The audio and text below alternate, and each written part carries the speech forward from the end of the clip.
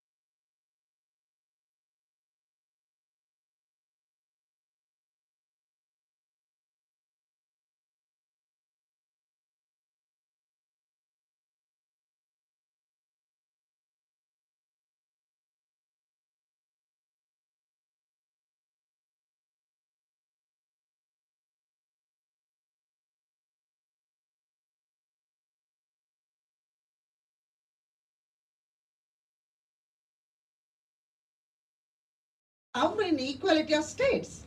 Not only we are states, we are sovereign. At the same time, we expect the sovereignty of the state should be equal. But we are living in a world where sovereignty of the states are under threat and sovereignty of the people, the popular sovereignty inside the sovereign states are under threat. Again, the parity has become a disparity. Therefore, how are we going to talk about the convergence, about those important global norms under the universal principles of human rights as well as the core principles of IHL? That is going to be the main focus of my discussion. Well, let us try to start with the scope of, can you move the slides? Uh, uh, Scope of international humanitarian law. So if you click one thumb, that you will see. This is a seesaw. As children, you have seen the seesaw. Seesaw goes up and down. So likewise, in an armed conflict situation, we find sometimes military necessity is given undue prominence, that you will find the terror as well as the ravages of armed conflict, the genocide, war crimes, crimes against humanity, aggression, all these, the violation of well-established slogans or the peremptory norms. So then we find the bloodbaths everywhere and the lives become lands of horrors. So likewise, sometimes we find humanity also given a special place by observing the very important key principles of human rights. Non-discrimination, protecting the rights of the people, right to life, free from torture and other serious violations of human rights. And at the same time, some of the core principles like international humanitarian law, principle of distinction is given a good place and principle of proportionality is practiced. So with that we find that the role of IHL is one of that limited to armed conflict, so that while finding that it does not cover internal tensions or disturbances, applies only once a conflict has begun and equal to all sides regardless of who has started the fight. So IHL has some core principles and with that two objectives are attempted to be achieved. IHL attempts to protect the persons who are not at all participating in armed conflict as well as the ones who have already participated as combatants but now who have ceased to be participating and therefore who are known as the former combatants who have laid down their arms. And at the same time, IHL restricts or prohibits the methods and means of warfare by using and respecting the core values of international humanitarian law. So I think you have to run the presentation with that what I am fast about 2-3 slides. Now I am going to talk about the scope of human rights law, and there you find the social contract theory. I know your very respected teaching faculty would have discussed those things in your lessons in your constitutional law as well as human rights law, that we are living in a social compromise between the rule on one side and on the side of the other side the citizens. So we have come into a hypothetical social contract. Based on that, the government is given the power by the people. The real owners of the power is the citizens. They are vested with their rights, that they are the true owners of the power of the ruling, but they agree in a representative democracy. They agree that the rulers should be allowed to rule, and at the same time the rulers undertake this power with the promise their rights will be protected. So that is how this social contract theory has come into the being. Now I will take your attention to the human rights and humanitarian law, and we find despite these are very unique two branches of public international law, they have a common objective. What is this common objective? To ensure respect for the individuals and their well-being. Maybe they are coming from two different roads. Two different roads. One has the pathway through the battlefield, and other branch of law has the pathway through the zones of peace. So let's now look at a very important picture that I have chosen with the credit given to the ICRC. I think this is the very important capture in my presentation, how the roles are assign distinctively between international human rights law and international humanitarian law. If you look at that the side, if you have law and order in your society, you don't need to think about IHL, because IHL is meant to be applied in times of an armed conflict. So when the law and order is there, human rights law has the predominant role to protect the rights of the people, and the state authorities are duty bound for that. However, if this law and order is subject to some calamitized situations and emergency situations, there will be some problematic situations where national security is given a very topmost priority, then there could be some limitations of enjoyment of your human rights. But subject to some of the rights are still remain as absolute. We call them as non-derogable rights. For an example, in your constitution, Indian constitution, we very closely follow in our lectures. We always talk about, Professor Sampath Dean always say, travel in jurisprudence. So that jurisprudence is travel. We learn from your case law. Always we cite in our classes about your jurisprudence. We know that you have that those non-derogable rights, freedom of thought, freedom of conscience, freedom of religion, belief, as well as freedom from torture, inhuman, degrading treatment and punishment.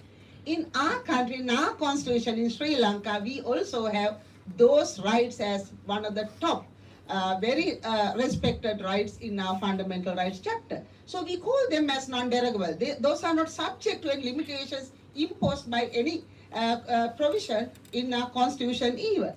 Then you find subject to those absolute, the non-derogable rights, other rights remain as derogable based on the exigencies of the time, But always when I teach to my students, I would say the protection of rights is the norm. The limitation should be the exception. But sadly, in some of the contexts, you find exception become the norm, and the protection of the right became the exception. So that is really distressful. Right. Then you can see the arrow goes when the disturbances and tensions are there, that you have to give the prominence to non-derogable rights, and other rights may be subject to some limitations. And if the situation become aggravated, then that you are heading to an armed conflict, then you will start to talk about humanitarian law. Then you talk about the Geneva Convention. Then you talk about the Geneva Conventions and the protocols. You start to talk about the Hague Conventions and regulations. So then with that, can you move? Then with that you find, then you have to start to think about what is lex specialis and what is lex generalis. So then you find, if we are in times of peace, that you find human rights, the rights very unique to human rights, such as freedom of expression, freedom of assembly, freedom, right to marry, those are very personal rights. Then you find in times of an armed conflict, you are starting to talk about protection of the wounded, sick and shipwrecked, protection of the prisoners of war and civilian interns, conduct of hostilities. But with all that, you find this middle area, the complementary provisions, right to life, prohibition against torture, prohibition against ill treatment, fair trial, etc. Means what? That the protection of human rights bypasses and go beyond the times of peace, and they cover some of the things in times of even armed conflict. Vice versa, even IHL, even the war is over, you have to talk about transitional justice, reparation, peace building, several of the protection of the rights which were under violation in times of war. Then you have to talk about the rights of the people.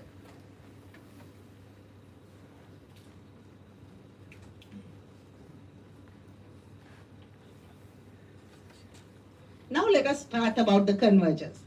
Divergence is there because that you have a very decisive role, a very distinct role by two legal regimes. Human rights law is meant to cover the affairs in times of peace. And IHL has a very distinctive role, that is to cover the affairs in times of war. But here, now, the emerging trends suggest us there is a convergence now, because both regimes of law have a common expectation to protect the lives of the people, to protect human dignity, and to make a livable world for all of us, despite whether it is peace or harmony. at conflict. So I will get you some examples from International Court of Justice, ICJ. Yesterday, I was listening to many of the speakers. They talk about the role of ICJ.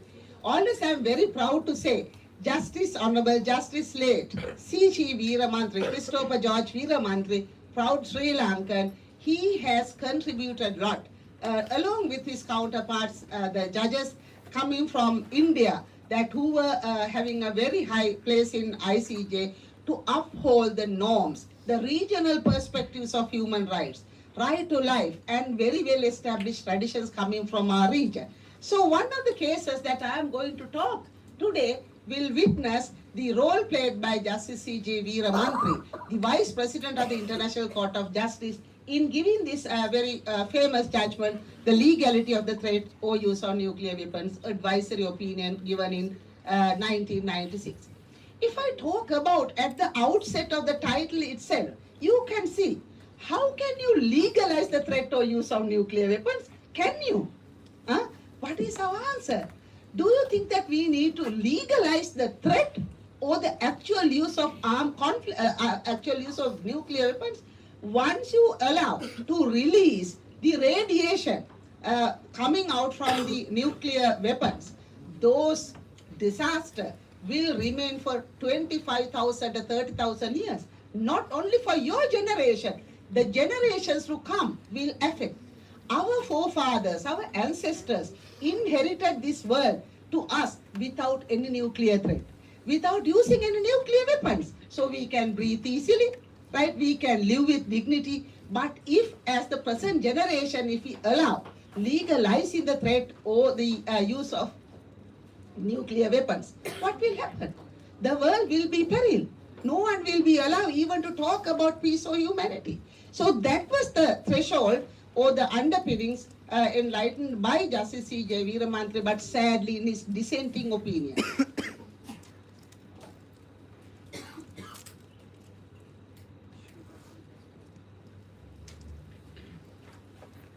Can you move on slide? Right. In this case, the court explained that methods of warfare which preclude any distinction between civilian and military targets or which result in unnecessary sufferings are prohibited, and further stated that in view of the unique characteristics of nuclear weapons, the use of such weapons in fact seems scarcely reconcilable with respect for such requirement. So they were unanimous at a point. They unanimously agreed in IHL when you look at the core principles like principles of distinction, principle of proportionality, principle of necessity, etc., that under any ground you cannot agree on the use of nuclear weapons because those are indiscriminate weapons. You cannot select a person and can use nuclear weapon. So those are widespread. The damage will against the environment also. But sadly, the court was not unanimous on the issue on a total prohibition of nuclear weapons. And according to the majority view, the court held talking about taking account of the fundamental right of every state to survival and the right to self-defense, and it could not conclusively decide that the threat or use of such weapons should be prohibited in all circumstances. So here you may find the geopolitics. Although this is not the time to talk about the geopolitics, but before the lunch break, the court was generally in favor of the prohibition. But after the lunch break, by one vote, the majority opinion became allowing under some regulation for the use of the nuclear weapons or the threat imposed by that using the stockpiling, production, etc.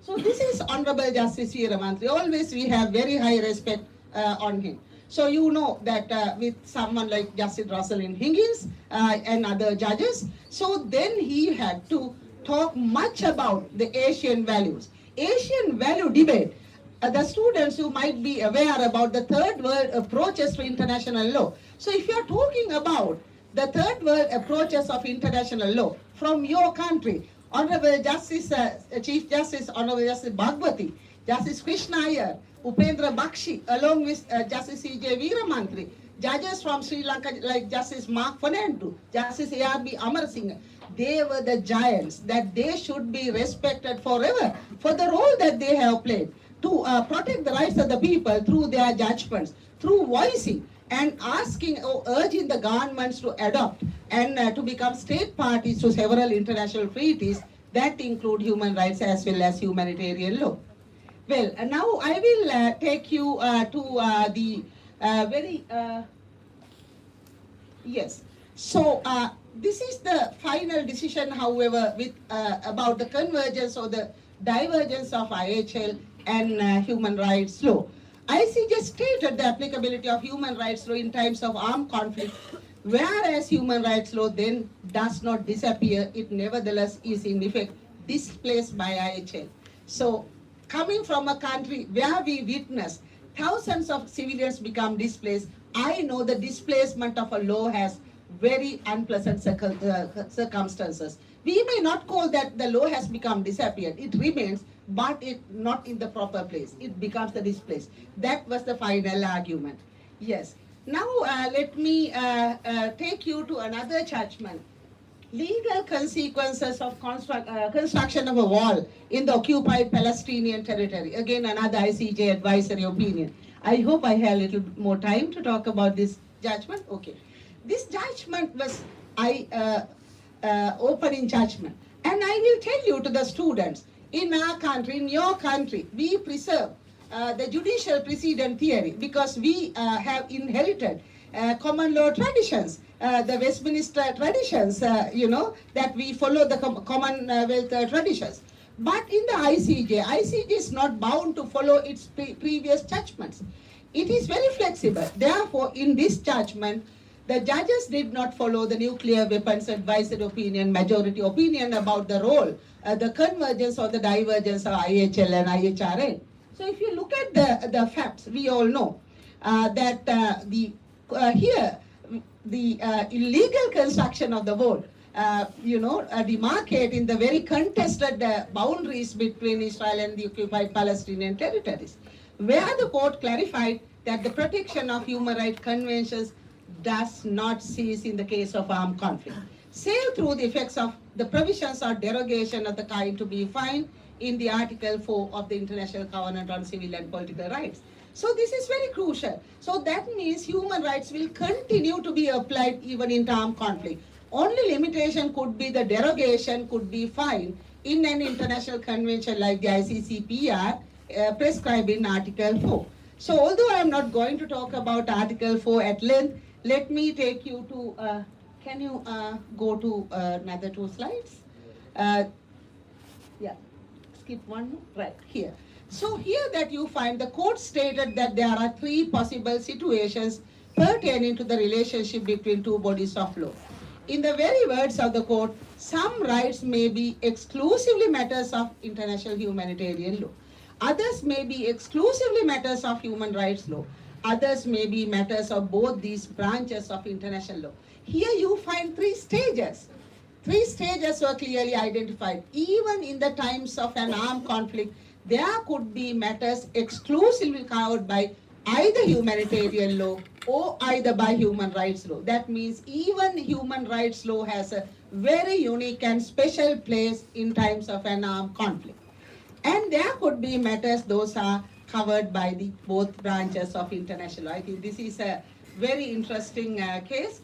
And I will quote only one more decision if you move a bit longer, because I can share the PowerPoint presentation with the students, so then they will find, yeah, can you, okay, right.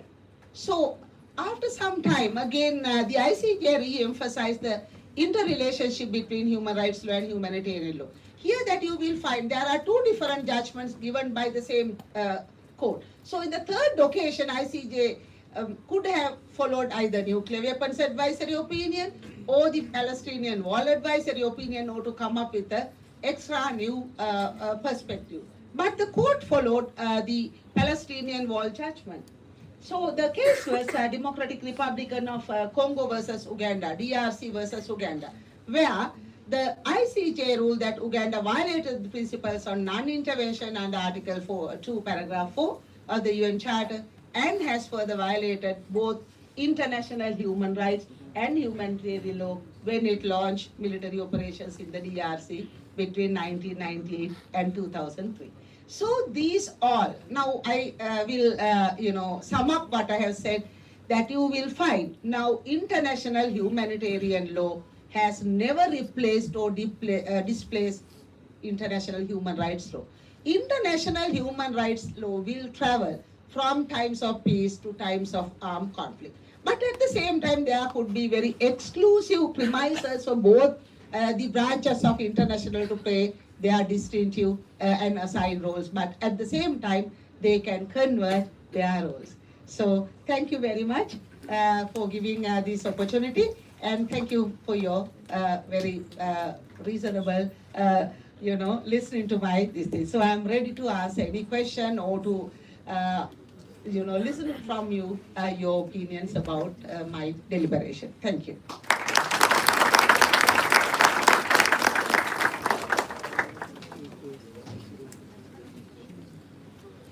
Do we have any questions?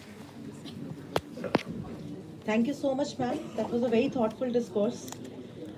Moving ahead with the session, we would go ahead with our second speaker for today, Mr. Ashutosh Naik, sir. It is a pleasure and privilege to introduce you, sir. I would request you to come.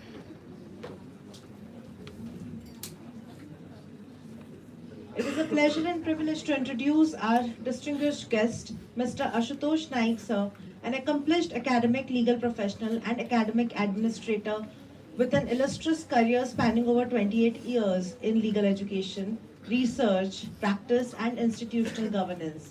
Mr. Naik currently serves as an associate professor at Lokmanya Tilak Law College, Tilak Maharashtra Vidyapeeth, Pune, and is presently pursuing his PhD from the Department of Law, Savitribai Phule, Pune University. Over the years, he has made sustained and meaningful contributions to legal academia through teaching, research, curriculum development, and academic leadership. In his present role, Sir holds several key academic and administrative responsibilities. He is a member of the Academic Council of TMV, a member of the Board of Studies in Law, and is actively associated with the Center for Advanced Legal Research and Training. He has served in multiple leadership capacities, including LLM Program Coordinator, Exam Coordinator, Research and Development Coordinator, Publications Coordinator, Events, and many more. He has also played a pivotal role as the Law Department Coordinator for NAC accreditation and academic compliance, significantly strengthening institutional quality assurance mechanisms. Mr. Naik's academic journey includes prestigious engagements with leading law institutions in Pune, such as Symbiosis Law School and our very own SCLC. He has also served as the officiating principal of Modern Law College, Pune, and has been charge of 1 year and 2 year LLM programs, along with serving as a visiting and adjunct faculty for postgraduate and distance legal education programs. Alongside academia, Mr. Naik brings rich professional legal experience as a practicing advocate with exposure to civil, criminal, consumer, labor, and service law. He has been closely associated with Maharashtra Judicial Academy, contributing to judicial training initiatives, particularly in judicial processes and judgment writing programs. He has also served as a panelist at Mahalok Adalats, organized by the National Legal Services Authority, and regularly participates as a judge and evaluator in national and international moot court competitions. His scholarly and editorial contributions are equally noteworthy. Mr. Naik has authored and co-authored numerous research papers published in Scopus Indexed, UGC Care Listed, and peer-reviewed journals, covering a wide range of contemporary legal issues. His research interests span constitutional law, human rights, environmental law, alternative dispute resolution, medical negligence and health law, corporate governance, economic and energy law, consumer protection, gender justice, transgender rights, and the Indian knowledge system. He has served as editor of leading academic law journals at Symbiosis Law School, editor of the Symbiosis Contemporary Law Journal and Symbiosis Student Law Review, and co-editor of the edited volume of Legal, Ethical and Professional Challenges in Indian Medical Healthcare, published by All India Reporter, Nagpur. Additionally, as an editor with Suvidha Law House, he has authored head notes for Supreme Court, High Court, and tribunal decisions with over 60 reported judgments published in leading law reports. Beyond teaching and research, Mr. Naik is deeply committed to experiential and socially responsive legal education. He has guided LLM dissertations, mentored postgraduate researchers, and actively led legal aid cells, court visits, Mahalok Adalat programs, and community legal awareness initiatives. He also serves on university level grievance redressal and sport committees, reflecting his holistic engagement with student development and institutional life. Today, sir is going to speak about Indic conceptualization of fair war, and we are honored to have you with us today, a scholar practitioner who seamlessly integrates academic rigor, professional excellence, and social commitment. Please join me in warmly welcoming Mr. Ashutosh Arvind Naik. I request sir to kindly address the gathering.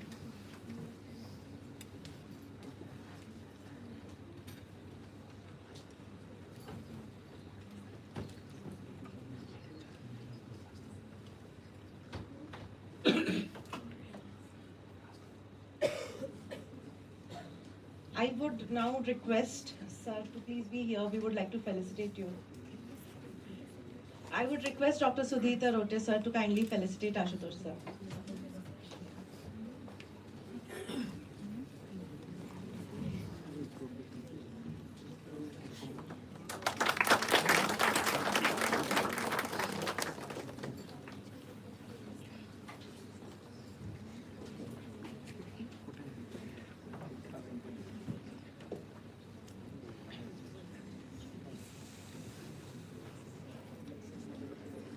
Good morning.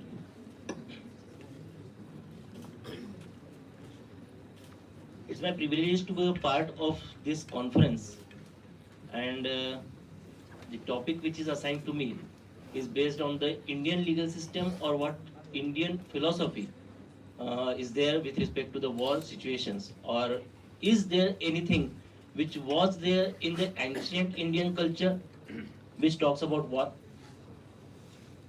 War is something which I'm not going to justify.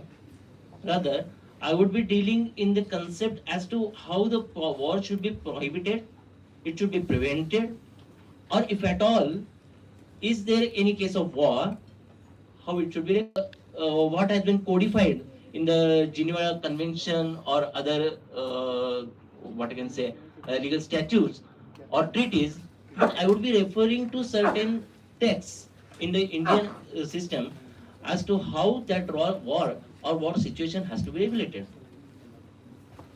Who is the most affected section of the society in the cases of war? Now, if we refer to the present situation, like a case of Venezuela, or a case of Gaza, or a case of Ukraine and Russia, who is the worst affected? Is it the ruler who is being affected? It is the person or a civilian who is affected by and large, and how he would be protected. Because even if Geneva Convention is there, Madam was rightly mentioning about the judgment in 1996, Justice Veeramantri. So he also discussed about the same things, and he has referred certain texts from Indian philosophy as to what should be the regulation and how this situation should be regulated. So I will be coming to that point, but before that, I start with that. I'm not going to justify it, but I'm talking about the legal and moral philosophy on the basis of which the war has been discussed in the Indian texts.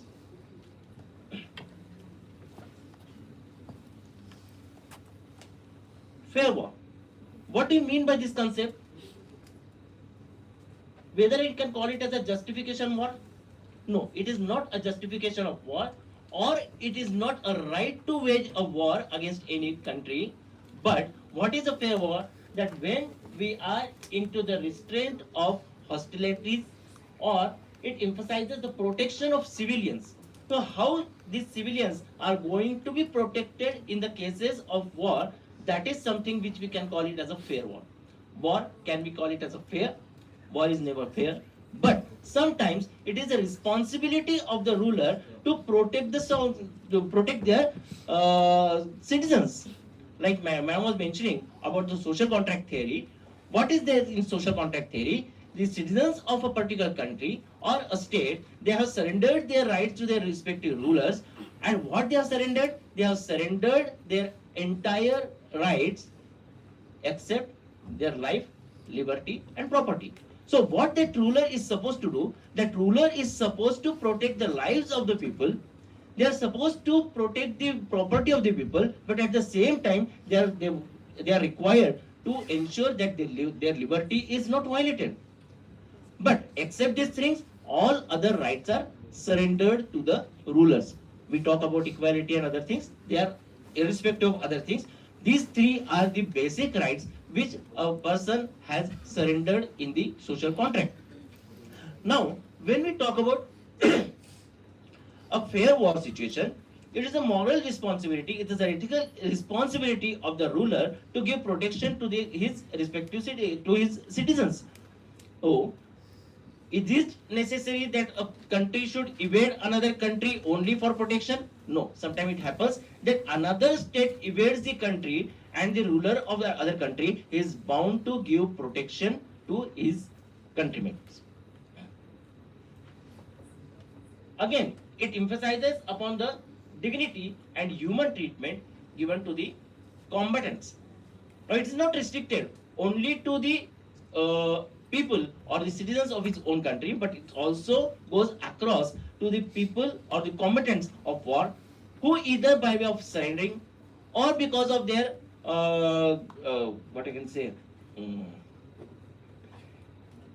injury or wounded situation or by way of surrender, if they are not in position or if they have given up the war, how to protect their rights according to these principles. I will be discussing about jus in bello and jus ad bellum. So what my topic is with respect to jus in bello, it is not a justification of war, but I am talking about the ethical and moral values involved in the cases of war. Next slide.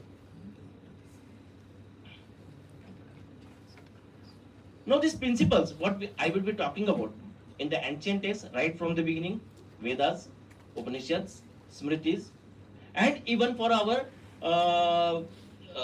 Ramayana, Mahabharata, there are series of cases which can be discussed, or there are several verses which specify that what is the responsibility of a ruler or how the human rights can be protected in the cases of war. So whether it is binding at all, it is not a treaty, it is not a convention. So whether it is binding, it is not binding, but it has got an ethical value. So the Indian texts, they are not binding, but they serve as ethical, judicial antecedents offering valuable insights. So these are the principles which a person or which the ruler is supposed to follow in the cases of war.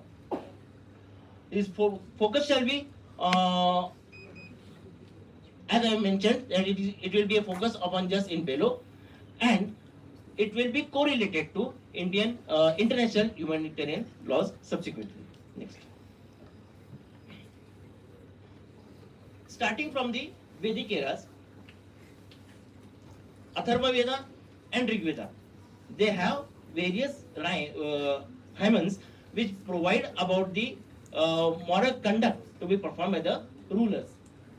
Now, what it is based upon? It is based on restraint, peace, healing, and reconciliation. Restraint means there should be a controlled action. So even in the cases of war, it should be restricted only to those people who are actually engaged in war, and it should not extend to the civilians. Number two, in the case of peace, that first and foremost thing is there should be a peace.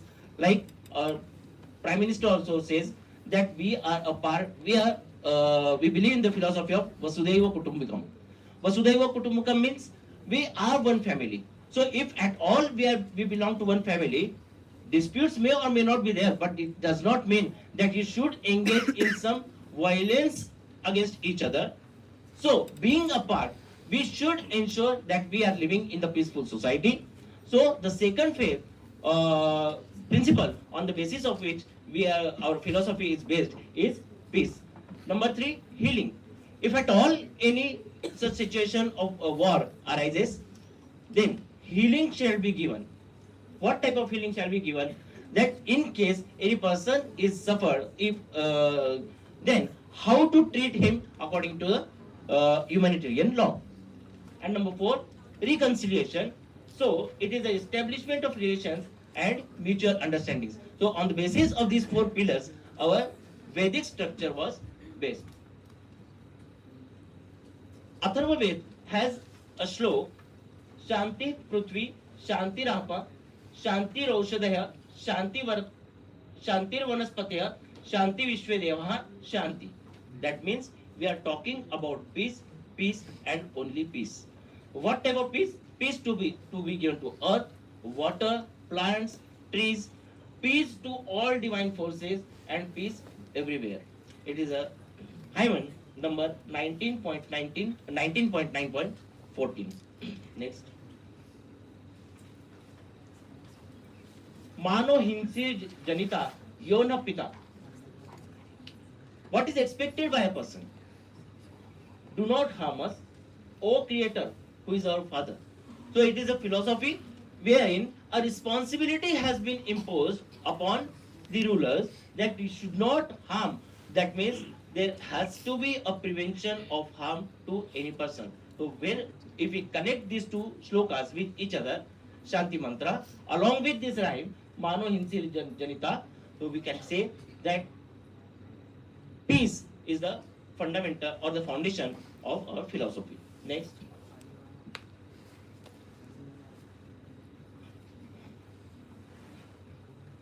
Now we'll move on to Ramayana. The text which is referred even by Justice Veeramantri, and how he has connected it. So when it came to the advisory opinion with respect to the humanitarian, particularly in case of nuclear war situations, he said, we believe in the philosophy where we should what you can say, ensure that it should not harm any person in the world. What it said, na shastrahinan, na cha bhitamanyan, vyadhitam vyasanavyutpannam, strin nabalan cha buddhyam meva dharmena yuddham pravadanti santaha. So it is a righteous approach which should be given, protection should be given. To whom? To shastrahinam, the person who is not carrying weapons. Bhitamanyan, Bhitamanyan means the person who is frightened. Vyasanadipannam, the person who is into the intoxicated state because of some medicine or some by of some other person for any other reason. Strin, nabalan, nacha buddhamev. Stri, ladies, females, children, and old, aged people. So all these people, they are to be preserved, they are to be protected in the cases of war. It is righteous do not approve killing of unarmed or vulnerable people. What are the protected categories in this case? Those who are without weapons, those who are frightened, sick, under distress, women, children, elderly, they all are protected from attack. Now, in the ancient ages, whenever there was any war, they used to decide the rules of war prior to the beginning. You might have watched the serials of Ramayana or Mahabharata. You would have seen that before the actual war, they decided as to what will be the rules of that war. Rathi will be fighting against Rathi. Maharathi will be fighting against Maharathi. Atirathi will be fighting against Atirathi. So, depending on their what you can say, specialization or their strength, they decided to engage into war with themselves and it ensured that no other person who is non-proportionate to their strength will be coming or fighting against each other. What is the modern parallel for this?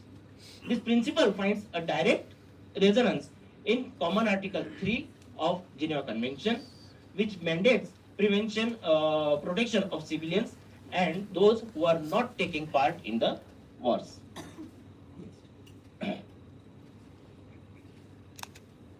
Yuddhakanda, law of war principles. Fleeing or surrendering, unarmed protection. The person who is unarmed, he should not be attacked. Number two, who has already surrendered or who is fleeing away from the war situation, war side, their rights are to be protected. They should not be attacked. Why? Because they are not in position to actually engage into war at that particular time. So, it gives a protection, and these provisions establish the clear boundaries in conducting warfare, emphasizing the inviolability of those who are unable or unwilling to fight. Next, the other two principles or two principles on the basis of which the wars were fought, where victory must be dharmic and dignity of the defeated enemy. Now, victory must be dharmic. Dharmic means what? It should be righteous, according to law. Dharma here, it does not mean that it is religion. It is law. So, whatever principles have been decided, whatever ethical values are there, whatever moral values are there, on the basis of which that war has to be fought. And if the victory is obtained by unrighteous method, it is not called as a true victory. In Mahabharata as well, there were some incidences wherein Kauravas engaged into war by some illegal ways. So can we call it as a true war? It wasn't a true war because there was deceit or there was some illegally that war was inflicted upon the Pandavas. Dignity of the defeated enemy. Again, it is discussed in Yuddhakanda. Rama refrains from killing Ravana. At some one point of time, Ravana was without chariot and he was without weapon. It was a proper opportunity for Ram to kill him. But what happened? Being a Maryada Purushottam, what he said? That no, Ravana, go to your place, come again next day, properly armed on your chariot, and then I will fight with you. So, what he says, the dignity of the defeated enemy. The enemy was already defeated, but because he was unarmed, he was given away. He was pardoned. And another chance was given. Number two, in the Yuddhakand only, or in the Ramayana era only, it was Ram who asked Lakshmana to take the advice from Ravana when he was on the verge of death. Why? Because it is believed that a person who is on the last moment of his life, he doesn't remain to be an enemy. The war was over, and it is a truth beyond any challenges that Ravana was very, very, very knowledgeable person at that particular time. So it was only his ego which came into way, and because of which the war was imposed upon Ram, and that's why Ram was compelled to engage in war with Ravan. But what happened?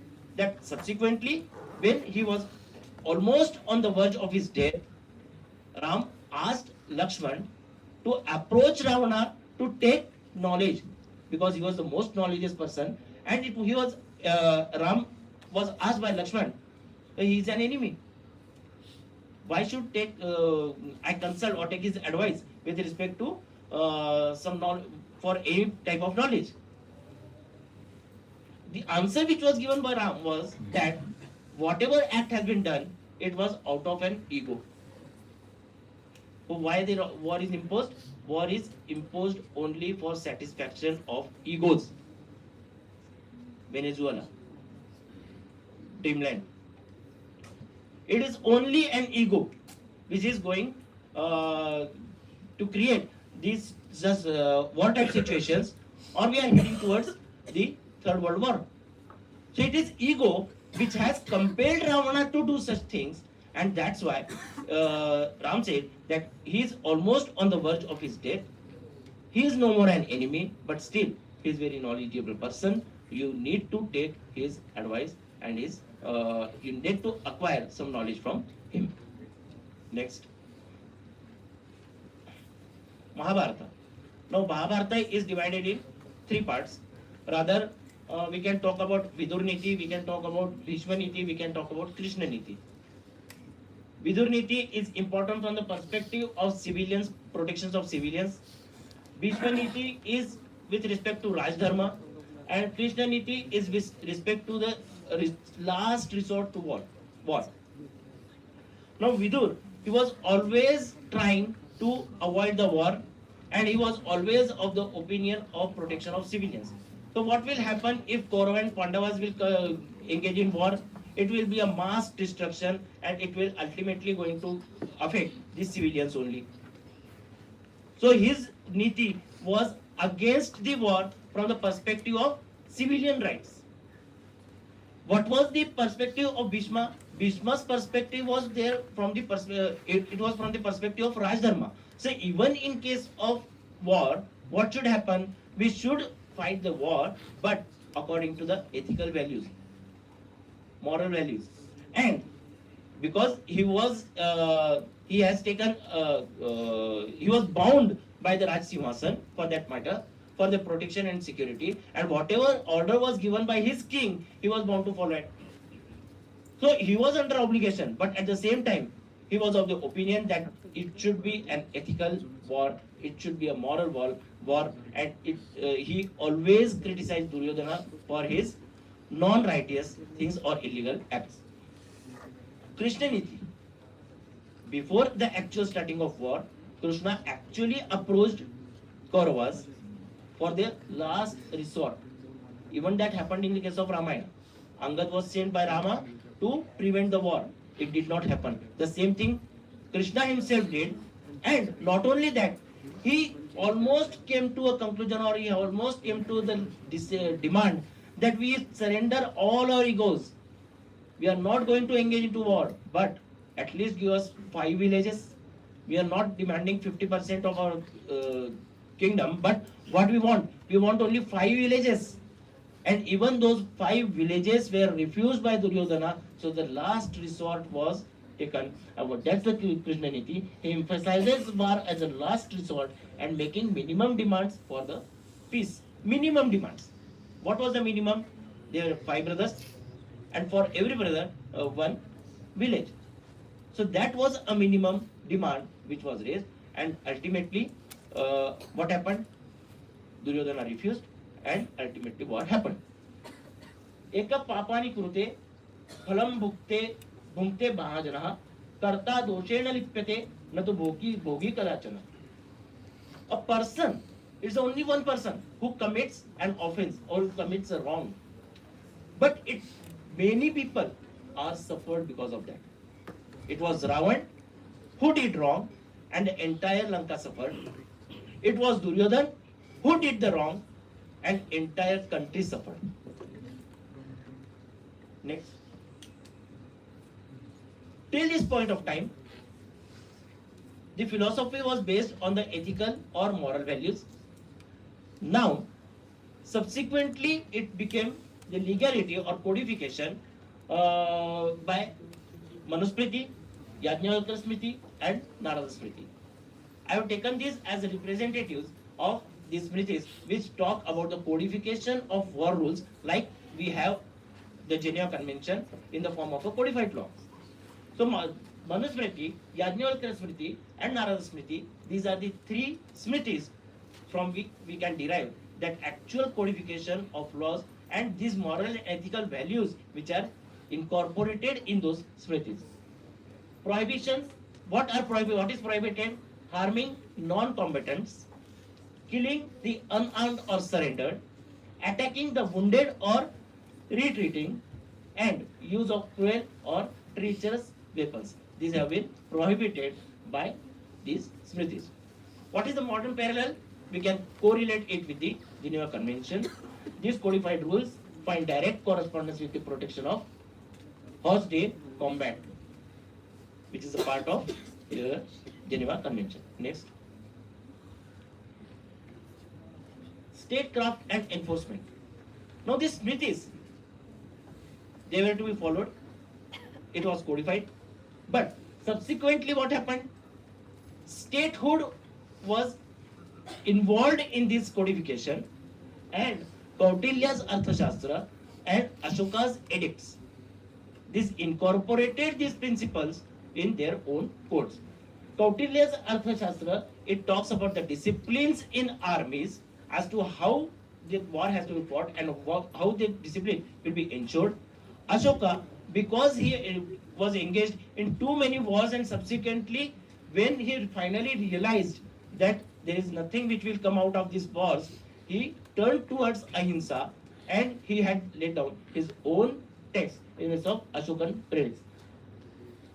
It was based on the concepts of remorse, restraint, and policy shift. Kamandakan Niti Shastra, it is based on the concept of mercy, even in the case of victory. So even if you are victorious, still you should respect the dignity of the opponent or the enemies. Next. Bhagavad Gita. Bhagavad Gita was something which actually took place before the starting of Mahabharata war, actual war. But it is not a glorification of war, but it is something which asks about the self-control of the warrior. So how a person should keep a self-control upon himself, and how he should behave, what should be his responsibility while he is engaged in war. Adveshta sarvabhutanam maitra karuna evacha nirmamo nirhankaras samadukha sukha kshami. That means the one who is not hate any pain, who is friendly and compassionate and free from ego. I was talking about that ego, and he is emphasizing upon that. Of the root cause of everything is ego, ego, and ego, nothing else. Next. Indic conceptualization of fair war. It is the protection of non-combatants, as we have discussed. Number 2, protection of unarmed, wounded, or surrendered. Limits upon the weapons, despite any restraint on the discipline and restraint of the warrior, and state responsibility. Now, what shall be the state responsibility? It can be correlated with the modern humanitarian law. We have civilian immunity, horse the combat protection, prohibition of unnecessary suffering, command responsibility, and obligation to respect and ensure respect. Next. Now is a comparative study of all the texts with Geneva Convention. So whatever we were discussing, right from Atharva Veda to Bhagavad Gita, everything you can find in Geneva Convention. If we compare it, protection of vulnerable, leadership responsibility, protection of surrender. So what is the sanctity of life? It is there in Geneva Convention, which was there in the Indian text of protection of life. Number 2, protection of vulnerable or civilian community, discipline of armies, military instruments. All these are present in our texts in Rig Veda, Atharva Veda, Ramayana, Mahabharata, Smritis, and other texts. Next. Is a table. I was talking about Justice Veera Mantri's judgment, which Ma'am was also discussing. It was a minority opinion, and he mentioned or he referred these texts He referred these texts in his judgment.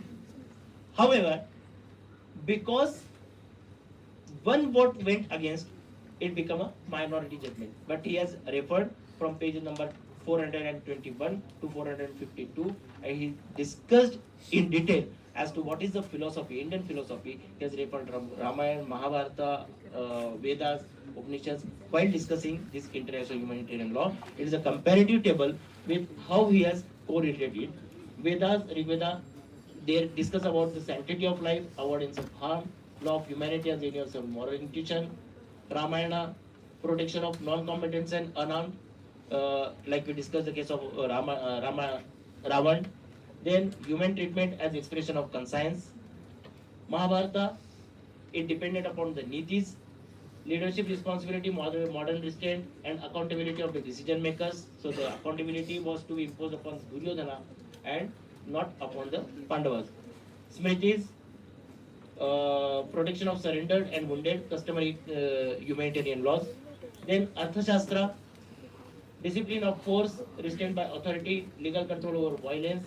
So these all we can correlate directly with the present Vienna Convention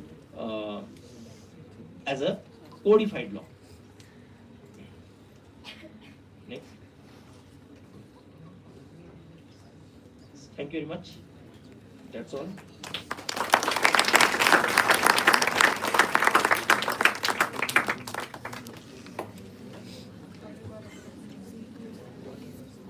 Thank you so much, sir. Now, as we conclude the technical session number 5, I would like to first and foremost extend our sincere and profound thanks to our first distinguished speaker, Professor Vasanta Seneviratne ma'am, for her illuminating and thought-provoking lecture on international humanitarian law and human rights law, convergence and divergence in armed conflicts. Her rich insights, grounded in deep scholarship and extensive practical experience, helped us understand the complex interplay between these two bodies of law and their relevance in contemporary armed conflicts. Her address truly enriched our academic discourse and inspired meaningful reflection among students and faculty alike. Further, we are also very grateful, equally grateful to our second esteemed speaker, Mr. Ashutosh Naik sir, for his intellectually stimulating session on Indic conceptualization of fair war. By drawing upon Indic philosophical traditions and indigenous legal thought, he offered us a refreshing and culturally rooted perspectives on the ethics of warfare, fairness and justice, an area that adds immense value to comparative and interdisciplinary legal studies. Thank you so much, sir. To conclude, today's deliberations have reminded us that while the language of law may differ across traditions and countries, the pursuit of human dignity, justice, and restraint in times of conflict remains universal. I thank all the participants to give us a patient hearing. And with this, we will move on to our next technical session, and I will hand over the podium to my dear colleague, Dr. Fiza Maulvi.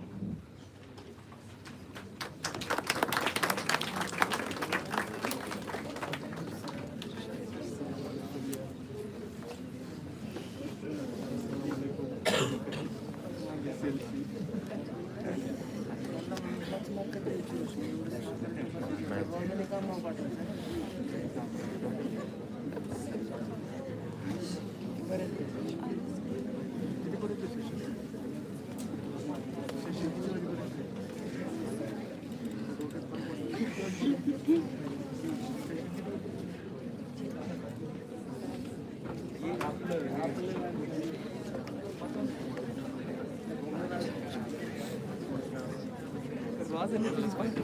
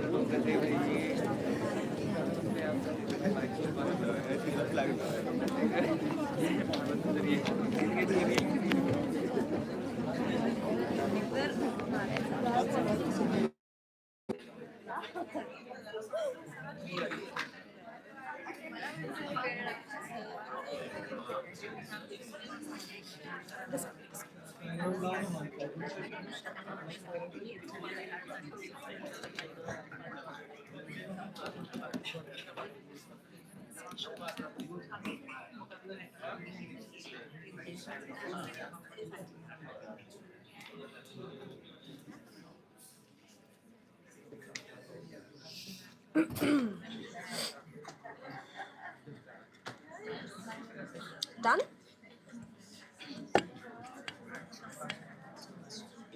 Students, kindly be seated.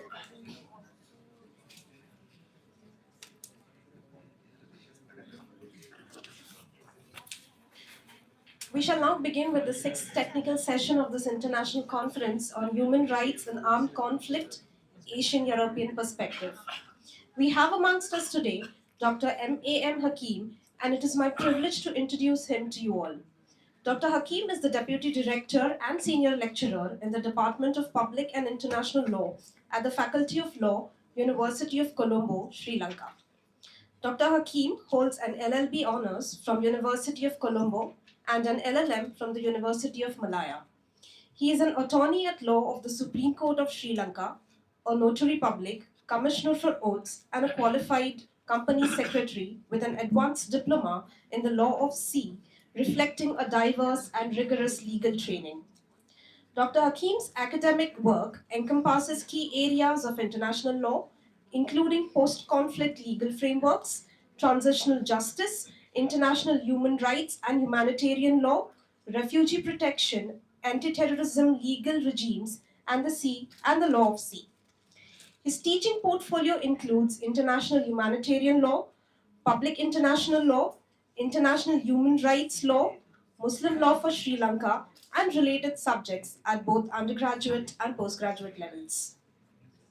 In addition to his academic responsibilities, Dr. Hakim serves as a life member at the Bar Association of Sri Lanka and is active in professional and legal societies such as the Asian Society of International Law.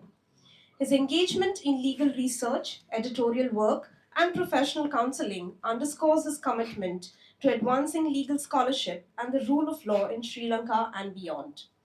I now request Assistant Professor Pooja Bagel to kindly felicitate Dr. Hakim.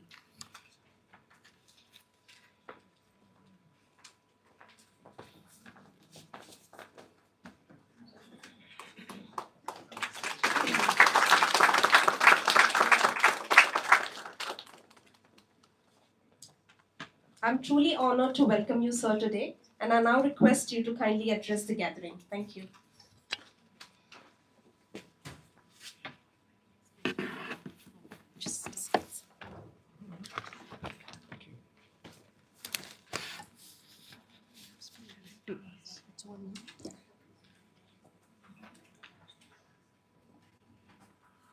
A very good morning to all of you. That's not enough. Good morning. Good morning. That's also I'm not happy. Good morning. Good morning, sir. Fantastic. Professor N.S. Ponchiheva, Dean Faculty of Law, University of Colombo, Senior Professor Vasanta Seniratna, both are my bosses, right? And distinguished speaker, previous technical session, and faculty members of the Shankararao Chavan Law School, Law College, and my dear students. So always what we get the the facilitations after the speech, but here we got before the speech. I was facilitated. So that makes me more fear and shivering because I have to do a wonderful job here. So thank you for honoring before the job is done, right? And also I have to thank the Shankararao Chavan Law College. They are admiring hospitality. It's a unique brand, exciting hospitality. So as part of the Sri Lankan delegation of this academic team, please help me give a round of applause to all the principal, faculty, and the volunteer team. They have been part of our delegation. Please, round of applause.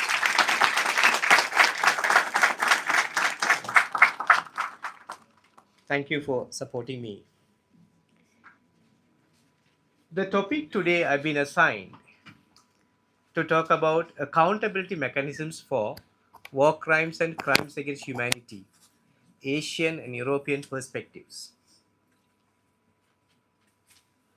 So far, you have listened to the laws, how the law was created, philosophical background, conceptual background, and principles of law.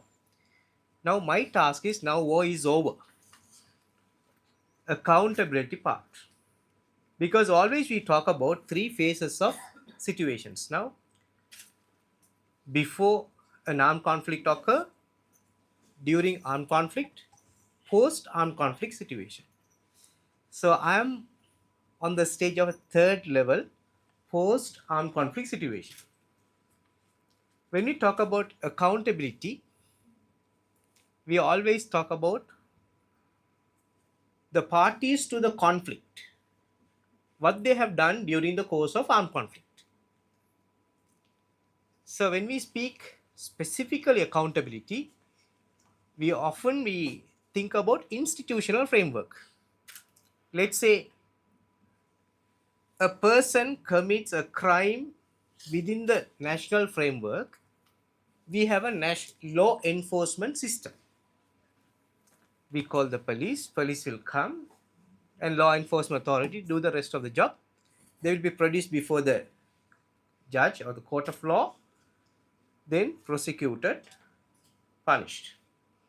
When we talk about international legal framework, also the same process, but the history teaches us there are different segment of accountability is not merely legal. Why? We always think about national framework of accountability, but in international law, accountability is not merely legal. It is political because of it confronts powers, superpowers. Number two, it's moral because it speaks in the name of humanity, because we say certain crimes are committed against entire humanity. Third, we call it historical because it shapes collective memory. We can talk about after the Second World War how the accountability process emerged through the Nuremberg, Tokyo, then subsequently the former Yugoslavia and Rwanda and other ad hoc tribunals up to ICC. History will tell us the story. So, finally, accountability in international law is a culture. Why? Different societies understand justice in a different ways. So it's a real question before us today, how we are going to approach. Only punishing the perpetrator will address the international obligation, or provision of some remedies to the victims will address the problem, or we have to go beyond. That's the question. In this context, I had to play another role, comparing Asian and European perspectives on accountability. It is not merely geography alone. There are more we have to explore. When we talk about accountability in our part of the world, we have experienced in the past colonial era and mass violence, post-war reconstruction, and there is the issue of law and power. There are different segments we have found. So therefore, my remarks confine to four major areas. Why accountability matters. Whether it's only normative or legal foundations or not, number one. Number two, how historical narrative shaped accountability in Europe. Remind me the time. Right. I thought to play a test match of 5 days, but within half an hour, it's very difficult to play 50-50 over match. I further confined to 2020. I will be a little faster, and during the question and answer session, you can get ready with your questions. Right? Thank you. Right. Let's talk about why accountability matters. Whether it's only normative foundation, yes. So in the past, we know that accountability for atrocity crimes rests in four related punishment theories we have learned in the criminal law. We always call retributory justice. If someone committed anything, they should be punished for that. Right? Punishment is a moral imperative. So therefore, the idea, we talk about some crimes. Now we call about some crimes. Now we call about international crimes. We call about international crimes. Crime of genocide, war crimes, crimes against humanity, aggression. These are the very famous crimes which have been identified as heinous crimes. When these crimes are committed, it should not go unpunished. So therefore, retributory justice should function here.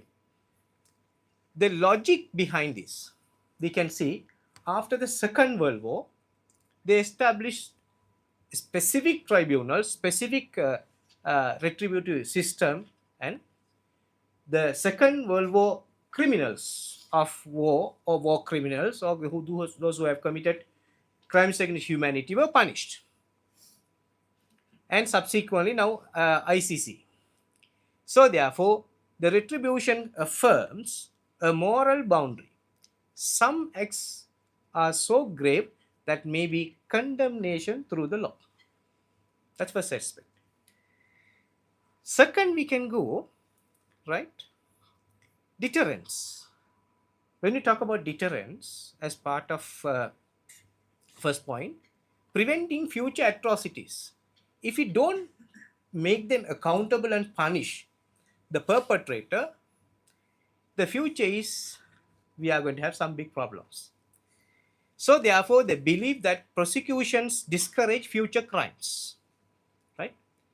And sometimes it's further deeply contested also. Why?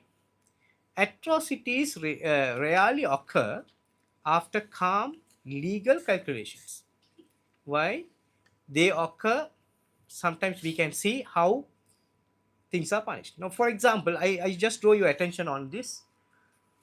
We had Nuremberg Tribunal, Tokyo Tribunal, where the commission of crimes ended there afterwards. No. We happened to establish former Yugoslavian Tribunal, then Rwanda Tribunal, subsequently some specific ad hoc criminal tribunals. Eventually in 2002, at the Rome Statute of 1998, we happened to establish a permanent criminal court. So then some argue that deterrence theory also failed. Nothing prevented from commission of crimes afterwards, right? So therefore, we go to the third one, we call it expressive justice. Expressive justice. Law as moral communication. What is that? Expressive justice. Trials more than punishment. We know that now we heard about the Supreme Court inquiry and Supreme Court sessions are live telecasted in India. Right? So the meaning of that, justice is not only done, seen to be done. So therefore, we can see that trials do more than punishment. They communicate moral condemnation. They declare publicly that certain acts are intolerable. During the inquiry and during the court session, we understand the way how the sufferings of the victims are explained to the judges and how is encountered. So therefore, European experience with the Holocaust profoundly shaped this logic. We had to speak out. We had to come forward and we had to speak out. Criminal accountability became a mechanism of collective memory, countering denial and historical revisionism. Because now we can go and read the books. What are the matters were discussed? How the sufferings were put forward before the judges. In Asia, the colonial era atrocities for we know that there were forced labors, mass displacement, engineered famine were never judicially acknowledged. Do we have any cases of colonial dominance? No. Yes, historical amnesia. Yes, very nice word. So, the absence of expressive justice continues to shape the skepticism towards the international criminal law. So, therefore, we welcome expressive justice. Come out and talk about the problems. So, therefore, now we talk about fourth element of justice, what we call transitional or transformative justice. So, now we are going to punish. We are going to talk about what has been done is fine, but how the rest of the life, how are we going to live? The fourth rationale, particularly significant in Asian context, is that accountability must contribute to the social healing and institutional transformation, not merely punishment. So we always say, what is my duty towards a society rather than otherwise. So therefore, this approach in Asian societies, what we have seen, transitional justice process or transformative justice process contributed for truth seeking, right to truth. I want to know why I was attacked, why I was targeted, who did it, right to know the truth. Then reparation and restitution. I have to get my life back, livelihood, my land, my whatever my past memories, I have to get back. Then guarantee of non-recurrence. We agree, accept, but guarantee will not be repeated the same activities. So therefore, and so on, institutional reforms and so on, there are number of aspects.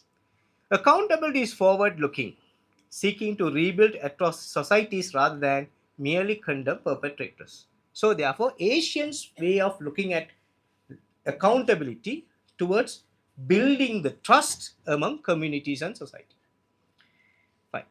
So when we talk about the two regional comparison, Asian and European comparison, what are the perspectives? Mainly Asian accountability after catastrophe. They always focus on accountability perspectives. Europe's accountability architecture was focused mainly on aftermath, total war and genocide. We know that how this happened in Nuremberg Tribunal. Nuremberg focused on criminals to be punished. They didn't focus on how transformative justice or transitional justice aspects are included in the Nuremberg. So then, after the Second World War, the European morals and legal consciousness raised. Then the forwarded thinking of Europeans thinking towards number of treaties and conventions.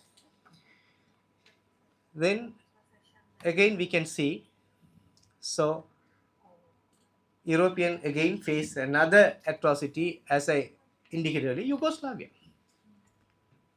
So therefore, European lesson was little complicated.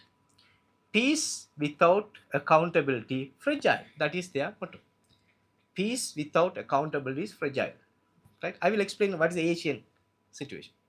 Accountability became institutionalized in the Europe, normalized, embedded with Europeans' broader human rights framework. They are more focused on accountability. Let's see how Asia reflected on this. Asia's situation marked different. How? I think you have heard about Tokyo Tribunal. Tokyo Tribunal left colonial violence largely unaddressed. They didn't focus on what the root cause of the problem. They identified, we know that with popular term victor justice. So Japan and Germany was lost.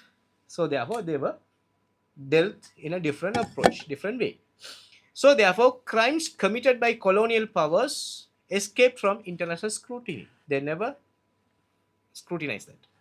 Post-independence conflict were framed as internal matters. So therefore, after the independence, we had number of wars, number of internal conflict. So then this branded as is internal matters, right? As a result, in Asia, accountability often followed political settlement, not a moral aspect of life. So sovereignty became not merely a legal doctrine, but a defensive shield against external judgment. They always talk about state sovereignty. Right? Let me focus now my third segment, right, about ICC today. Right, we know that ICC is not an abstract ideal model, but as a working institution under a lot of, can I say complication? Yes. Right. Now let's see what is ICC doing today. We know that Rome Statute of 1998, right? Then since 2020, 2002 June, sorry, July 1st, 1st July, it's functioning, right? So far 34 cases we've brought before the court, right? Around 61 arrest warrants have been issued. 22 individuals have appeared in custody. Right? More than 30 accused remain at large. And in terms of outcome, 13 convictions, 13 cases have been concluded, 4 acquittals. These numbers tell us something crucial. What's the story? ICC is not inactive, but structurally constrained. Why? We know that ICC, Rome Statute is a treaty. You become state party. Then when you become state party, you have almost 6 obligations. Many scholars say 6 obligations you are having. When a state becoming a state party to a treaty, first respect the treaty and ensure respect in your country, the treaty is implemented. Third one, you protect the provisions of the treaty and promote respect for the treaty. Provide remedies in the event if there is any violation. Finally, fulfill the obligation, the treaty obligations. So around 6 obligations are there. So therefore, now what we find, International Criminal Court, ICC, most of the countries are not state parties. Most of the countries are not state parties. In Asia, we know that popular countries are not state parties, except Bangladesh. When we talk about ICC jurisdiction, we can't forget about the principle of complementarity. Anyone who can help me to explain what's the meaning of complementarity? Any students? I know you are so tired. I will finish as soon as possible. Right? I know. Principle of complementarity. Anyone who can help me? Okay. Principle of complementarity says that it's a complementary in addition to the national jurisdiction. So first point of contact, we have to make use of the national jurisdiction. In the event of unable or unwilling, we can reach out the international jurisdiction. Even we become a state party to the ICC, so priority is given to the national jurisdiction. We can set up our national international crime court or a tribunal or a special court. We no need to go to ICC. But however, most of the states, they feel high about their state sovereignty and they don't want to become part of ICC. The central challenge now before ICC is enforcement, right? We all know that national enforcement of criminal law based on police and other enforcement authorities. But ICC has no police. ICC has depends on state parties cooperation. We call international cooperation. So as a result, many cases remain stalled. Suspects are not arrested. Political protection seals often perpetrators. Proceedings remain frozen for years. Right? This is not failure of law alone. It's a failure of political will. You remember I earlier at my beginning of my lecture I indicated the 4 areas. Don't think about international accountability as purely legal. It's political, culture, and it's a moral and so on. Right. This is my last part of my session now. Right? Now let's compare Europe and ICC. Europe remains ICC's strong supporter. Why? Widespread ratification, financial and diplomatic backing. Right? We all know that The Hague is a very famous place for all these international adjudication and diplomacy. The Hague. Financial and diplomatic backing, acceptance of jurisdiction and when uncomfortable. So there are criticism exists, but it's reform oriented, not hostile reforms. Right? We have to accept even the United Nations Security Council also faces a lot of reforms, but not in a hostile format. It's a reform-oriented proposals. For Europe, the ICC is an essential pillar of the international legal order. Sometimes there's some threats also coming through ICC to other states. Right. Let's focus now how what is the stance of Asia with regard to ICC. Asia presents a moral cautious picture. Always we have a moral cautious picture. We always say we can see lowest regional ratification rate compared to Europe, less ratification. Major powers outside the Rome Statute. Asian major powers are outside the Rome Statute. Deep sovereignty concern, we always say is state sovereignty.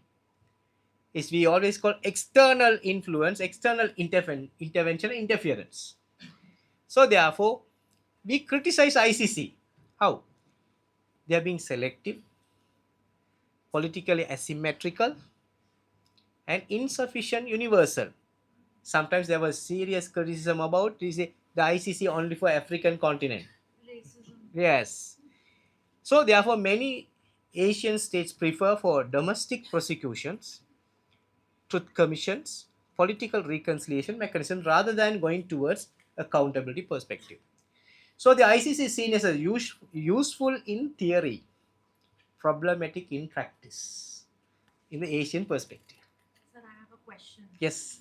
So ICC has issued warrant against Putin. Yes. Mr. Putin. Yeah. So I just wanted to know your view. Yeah. How much do you think it is going to be successful? What would be the outcome of it? And also, I mean, correct me if I'm wrong, but this is my understanding that currently, with all the international events happening right from Russia, Ukraine to currently the invasion of Venezuela, the countries who are sitting at the Security Council, whose main job is to see that wars should not happen, they are the ones actually doing it.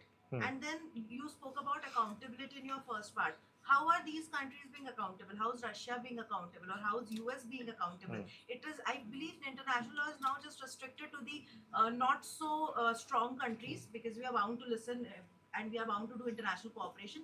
But the countries who think that they are very mighty powerful, Yeah. they are not listening. They are not even adhering to international law. And that also gives a very huge question mark on the existence of United Nations today. I mean, I believe regional organizations are coming as more stronger than United Nations today. That's right. So that puts a very big question mark. So I would like to ask your view on these two topics. Yes. It's a global question. It's not only from Pune. It's a global question. So I can answer in a structurally. Number one, we call it 1945 power play. Are we still believing in 1945 power play? No. There are many developments, many changes. Now there are many new superpowers. But still we believe those big five are the still superpowers. That's a problem of our mindset. Number one. In the United Nations system, they call it United Nations was established for the purpose of, we call it international peace and maintenance of international peace and security. So General Assembly is a plenary body for just pass soft law resolutions. When you talk about Security Council, it's a hard law executive organ. But it's very problematic when we talk about affirmative votes of big five. In order to pass a resolution in the Security Council, you need 9 votes, inclusive of big five. We know that during the deliberations of Security Council sessions, we have seen when one superpower brings one resolution, immediately the other superpower says, I object, vetoed. So then it was very diplomatic, very problematic, and international system was put into very problematic because of this veto system. That's number one aspect. Number two, when we talk about ICC, ICC is nothing to do with the United Nations. It's a separate treaty body, it's a separate global body. When we talk about ICC, mainly depending on state parties cooperation. State parties should cooperate with the system. When someone prosecuted and arrest warrant issued, next is enforcement. Enforcement, ICC can't do. They are very well settled in The Hague. So warrant to be implemented by whom? By the state parties. Without the cooperation of state parties, very difficult to implement. Then the state party is already divided. We know that. Now we heard about tariff diplomacy and the regional diplomacy, the old concept of bipolar diplomacy. Now North-South dialogue. There are different systems are coming. Recently we hear about, you have heard about Asian Pacific concept. You can see the international relations have been changing in a different way. So therefore, now we can't be alone. We have to be part of a team, right? So what's the meaning of that? We should be part of one team. Otherwise, they are using different tools, tariff tools or fuel tool, or otherwise export-import embargo, and there are a number of tools they are using. So this is the time we think about how we can change this superpower mentality. There are many proposals for superpower reforms, but it's very difficult to move on. For the last 75 years, they are talking about the change of superpower system in the Security Council. They could not do that. The third one, when an arrest warrant is issued, the state parties who have the obligation to enforce the arrest warrant when the perpetrator wishes to enter into the jurisdiction of the country, the territory of the country. Recently, you may have heard about one country denounced the ratification because of to entertain one head of the state. So therefore, see the world order now. So that's the situation now. So therefore, that is what at the beginning I was not to lay the foundation, saying that international accountability or enforcement is not purely legal, right? But within the national jurisdiction, if you have committed a crime, when police comes, can we say, I'm a superpower, you can't touch me? No. They will completely lift with the chair, right? So that option is not in the international law. So in international law, it's not on purely legal, political, culture, moral, and historical. So therefore, I have no comprehensive answer rather than giving the explanation of background. Right? You all understand the question and answer, right? So I'm waiting for more questions from you because I'm happy the next speaker didn't come so far. So I have a little privilege of answering your questions. Is that so? Oh, 5 minutes. Right. So I have another question, but I think the answer remains more or less the same. So Yes, the please. history has seen Nuremberg trial, Tokyo trial. I don't think we are anyway going to see Russia trial or Yeah. US trial because they have done equal number of nuisance in the world. Right. Almost all wars have been funded by USA. Hmm. The answer remains the same. Same. But this is the situation we, as you said, that jab tak, until the time there is the superpower concept, we are never going to get hold of them. That's right. That's right. Yes, madam also an expert in that area. Yes. Fine. So I'm moving towards my conclusion. Dear students, the faculty, yes. Ah, yes, please. Sir. I wanted to ask about what is the impact of colonialism between these politicalism and how can we move past the point in political discourse where we can move past it? Yeah. So I can you please repeat the question? Yeah. So, I'm sorry. I wanted to ask Yes, please. the impact. What do you think? What do you think is the impact of colonialism in this entire political maneuvering and the Asia and European dynamic? And how can we move past it at a certain point of time? Like how can we figure out a way to counterbalance the effects of uh, colonialism on politics? Yes. I have a direct answer and indirect answer. When you think about colonialism, are we still living with a colonial mindset or not? Yes. Yeah. Yeah. Why? Because the colonial setup in 1945. Because in 1945, who were the superpowers were colonial masters rather than say they're colonial masters. We always call colonial cousins also, right? Right. The colonial masters, they controlled in 1945. The legacy through the institutional setup of Security Council still persists. We didn't protest in 1945, but we suffer in 2025 onwards.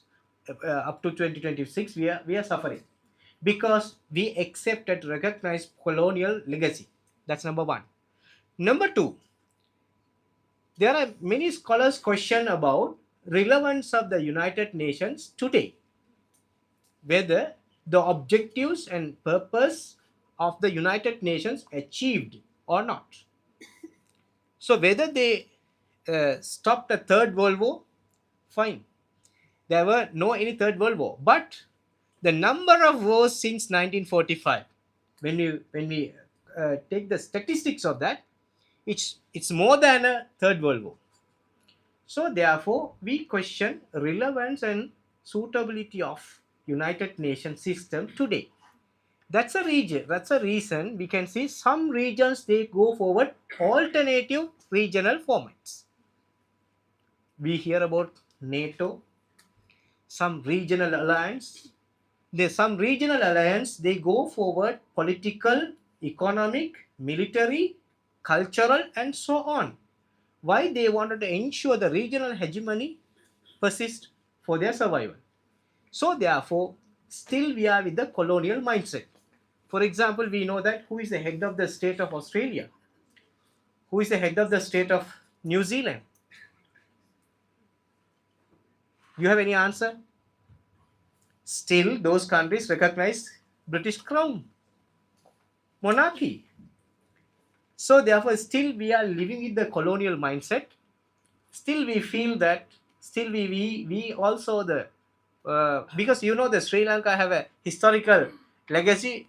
Sri Lanka was ruled by all three major colonial masters: Portuguese, Dutch, finally British. So there still we have legacies of all three. Our legal system also so complicated. So we apply Roman Dutch law principles as well in our law.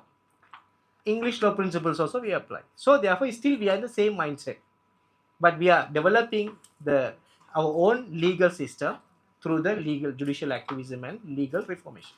So therefore, it's a problem about the international recognition and international institutional setup. The United Nations still maintain that legacy through this United Nations Security Council system. Security Council is so powerful because of international decision making. I think you all remember international law students, you all can recall Uniting for Peace of 1951-1949 decision. When the Security Council was divided, the General Assembly united. They passed a resolution for implementation. Why we cannot take the same stance now? Let Security Council divided. Let's focus on General Assembly. In order to achieve the mandate and objective of the United Nations, if the General Assembly can unite and pass a resolution for the purpose of implementation and enforcement of international law, the colonialism will be defeated. Agree? Then what is stopping us to do that? Why is General Assembly not acting? That's what I said. It's a tariff tool and political export-import embargo, a number of direct and indirect agreements and deals, regional political cloud. There are a number of constraints are there. So therefore, it's very difficult to move on. I think I tried to answer your question. Right, fine. So can I conclude my session? Don't chase me out before that, right? Right. Finally, accountability for war crimes and crimes against humanity is not simply about judging the past. It's about shaping the future moral boundaries of armed conflict. Armed conflict means violence. What we say is, international humanitarian law never says the question about legitimacy of war, armed conflict. It says follow the rules. So therefore, if international criminal justice system is to retain legitimacy, there are a few points I want to raise. The international criminal justice system confront what you call superpowers honestly, rather than being selective. Number two, provide space for victims. Listen to victims meaningfully, not for a what you call the media coverage. Meaningful listening. What South African TRC provided a space for the victims to come out and tell their stories. Then third point, embrace diversity without surrendering universality. So therefore, accept the diversity. Without surrendering, we say everything universality. Finally, only then we can achieve accountability, move from what we our aspiration to a lived reality. Thank you.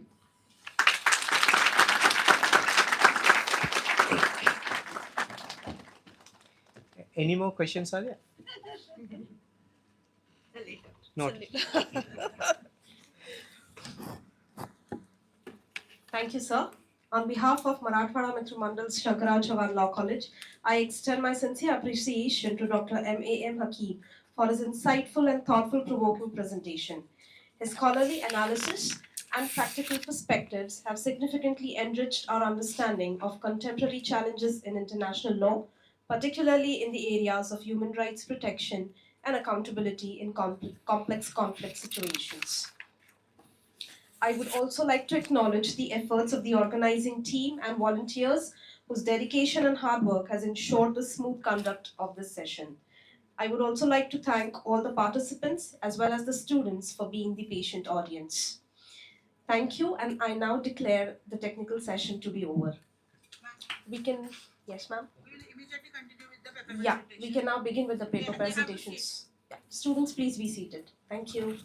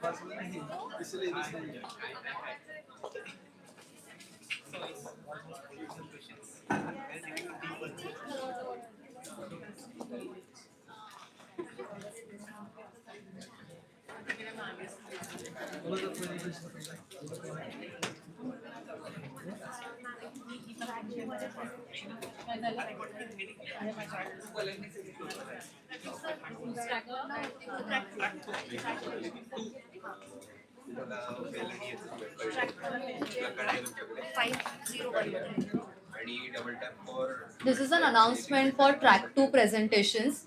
You are supposed to report at 501. Please move upstairs. Track 2 presenters.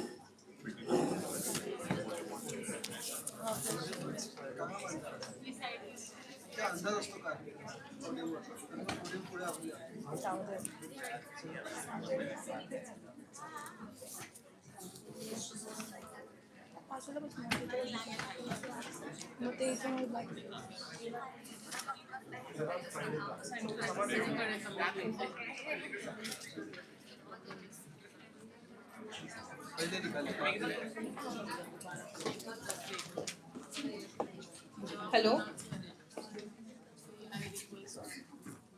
Please everyone settle down. Good morning. On behalf of Marathwada Mitra Mandal Shankar Rao Chavan Law College, it gives me immense pleasure to welcome you all to Day 2 of International Conference on Human Rights in Armed Conflicts, Asian European Perspective.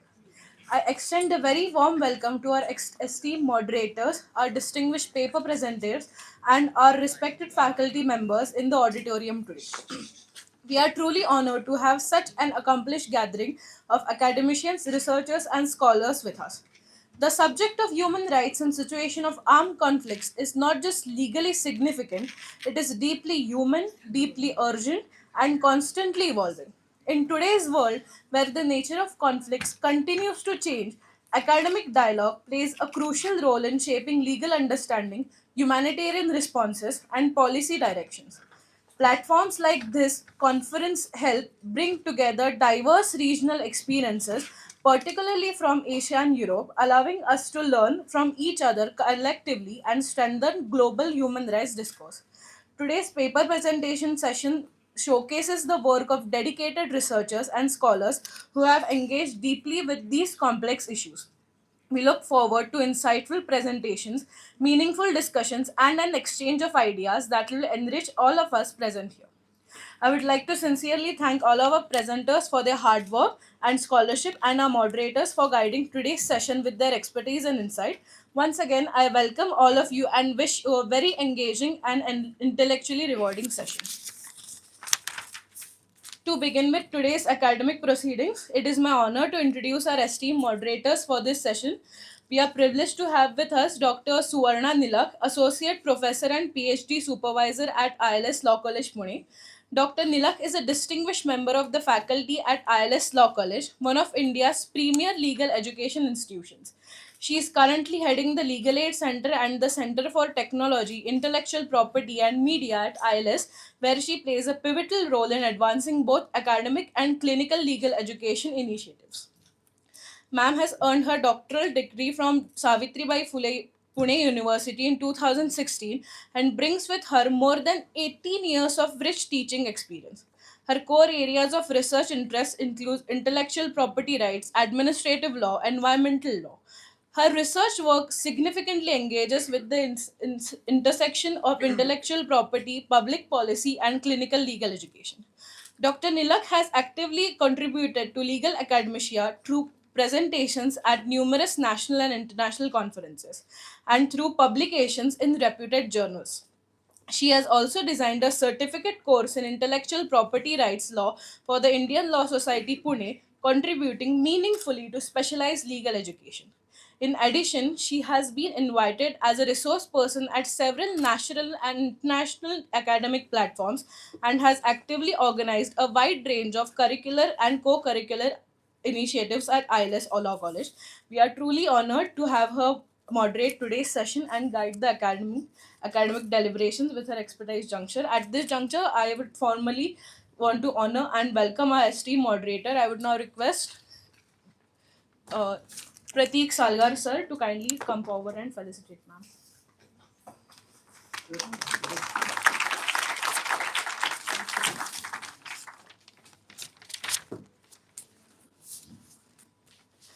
We are equally privileged to have another distinguished academic and legal professional in moderating today's session.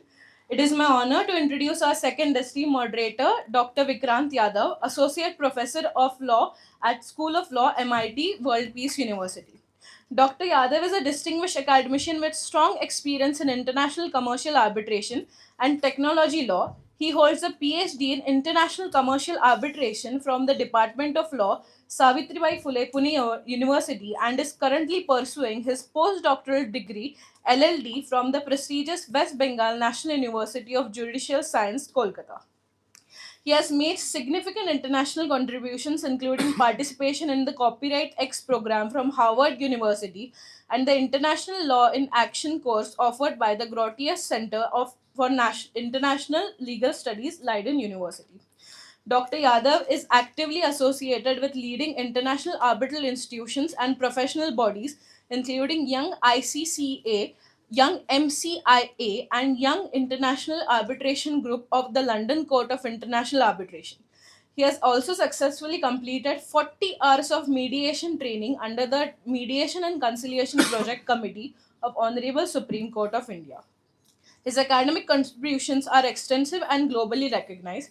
He has authored multiple books with international publishers in Germany and India, including Science, Technology and Law, an overview of international and Indian laws, and Choice of Law in International Commercial Arbitration.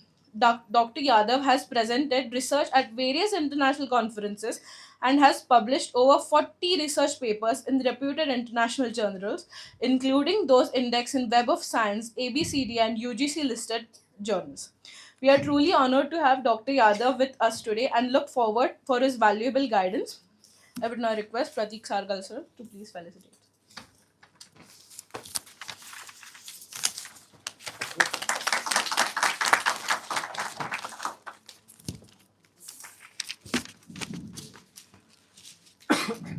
With this, we now move forward towards the academic core of today's session, the paper presentations. Today, we'll be listening to insightful research contributions from our presenters, each addressing important dimensions of human rights in situations of armed conflicts from diverse Asian and European perspectives. I request all the presenters to kindly adhere to the allotted time so that we can ensure a smooth and enriching academic discussion for everyone present. Without further delay, we shall begin with our first paper presentation. I would now like to invite Ms. Nikita Kunte. She'll be presenting on the topic Soft Law Trap of Human Rights Education and its Consequent Effects in Conflict Zones.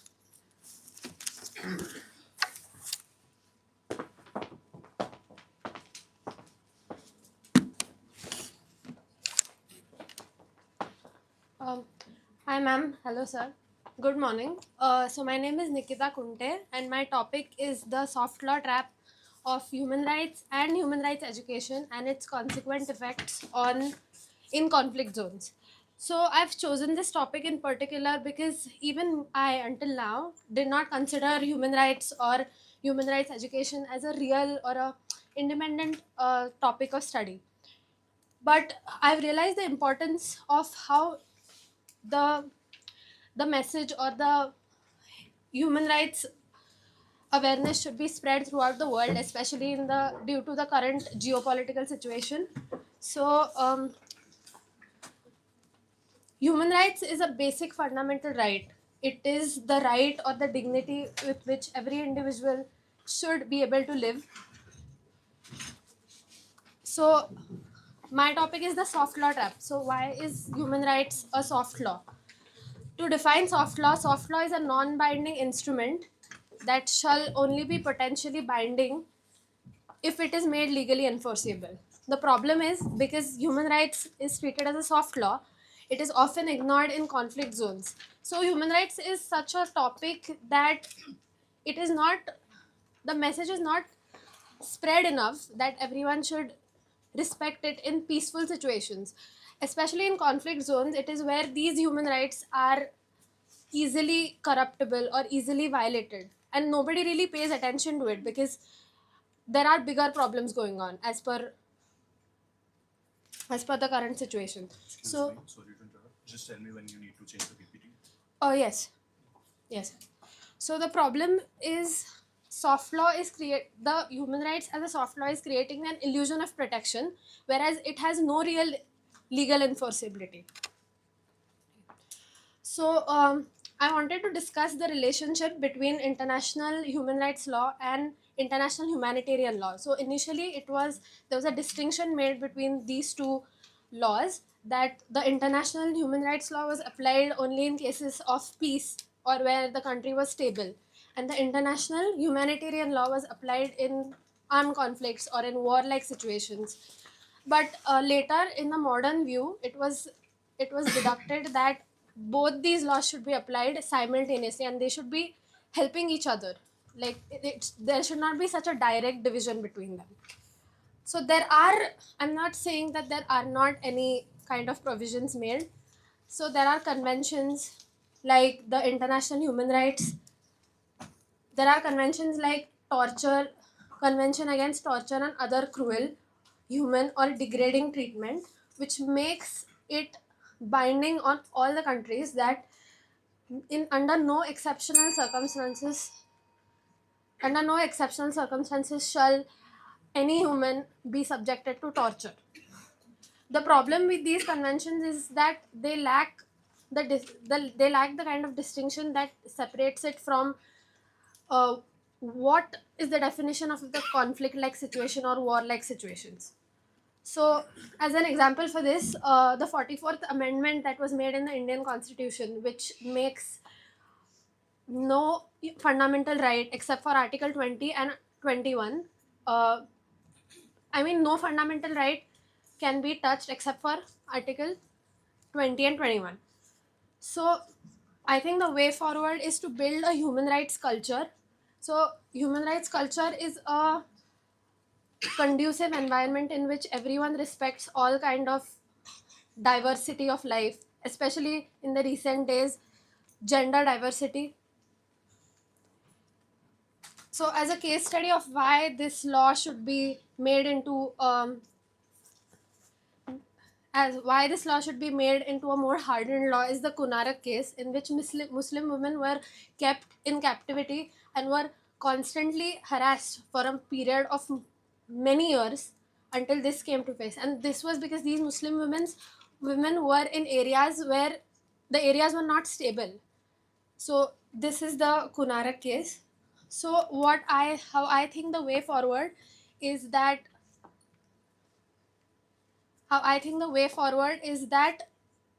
human rights should be made into a proper law, a hard law, which provides certain kind of non-negotiables. That means the non-negotiables mentioned in the convention earlier, like under no circumstances shall torture be tolerated. So this hardened law should set some kind of non-negotiables in which, should I complete? Let us discuss your recommendations only and then. Yes. So I'm on the recommendation.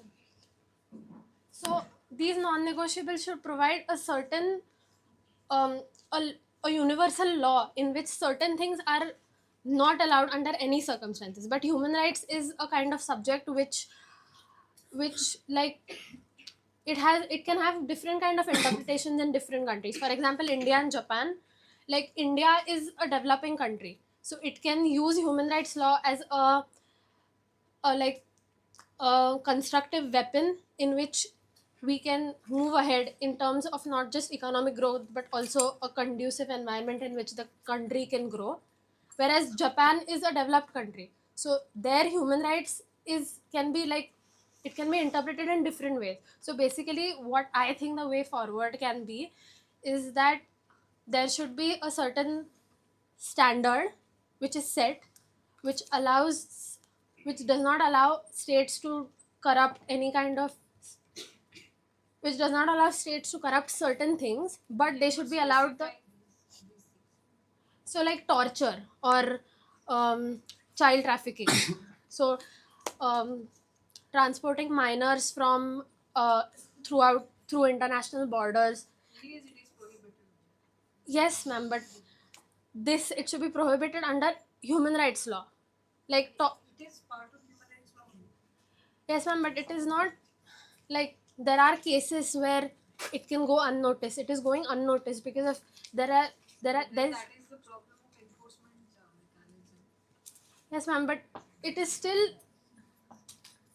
Another example can be torture. So this convention that was made, it was made in the 20th century, but these conventions lack the legal enforceability, as human rights is a soft law.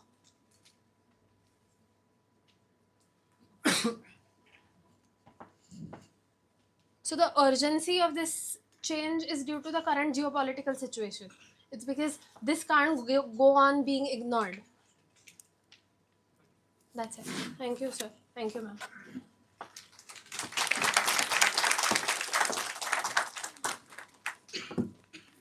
I would like to request all the presenters to stick up with the time, number one. And secondly, while presenting, just try to focus on the main issues and the challenges which you are going to deal in the whole research and focus upon the conclusion and suggestions. Thank you.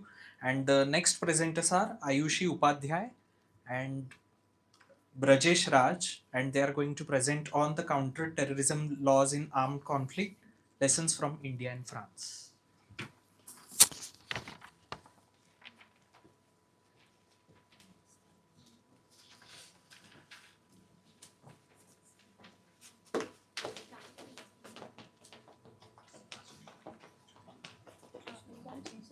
Yeah, just a point to the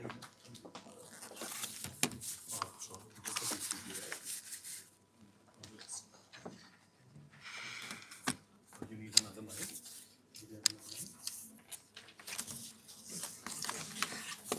I'll give you warning when only 2 minutes will be left, and I will move in time.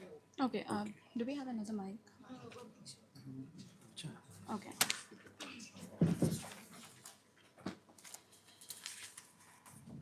Good morning, everyone. I am Ayushi along with my batchmate Brajesh, and we are presenting on counterterrorism laws in armed conflict, lessons from France and India. So imagine a world where the tools that is used to protect us, that is laws, technology, intelligence, could unintentionally mimic the shadows they're trying to dispel. This is the paradox of modern counterterrorism. And today, we are exploring the high-stake journeys of two major democracies, that is India and France, as they navigate the fine line between the national security and civil liberties. India and France. On the surface, they couldn't be more different. One is a vast South Asian democracy, still grappling with the legacies of partition. The other, a European republic shaped by the revolution and Enlightenment ideals. But dig deeper, and you will find two nations facing remarkably similar challenges just through different lenses. So let's talk about what they are up against. In France, the threat has evolved dramatically. From bloody struggles of Algerian independence to the horrifying attacks of 2015, the Bataclan, Nice, Charlie Hebdo. These weren't distant wars, they were massacres in cafes, concert halls, targeting the very fabric of the French society. India's story is equally complex but different. The country faces what I call frontier terrorism, a deadly cocktail of internal insurgencies like the Naxalite movement and externally orchestrated attacks like the 2008 Mumbai attack. It's terrorism that doesn't respect boundaries or the borders.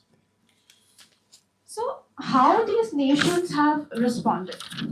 France has chosen the criminal model. Their philosophy is elegant in its simplicity.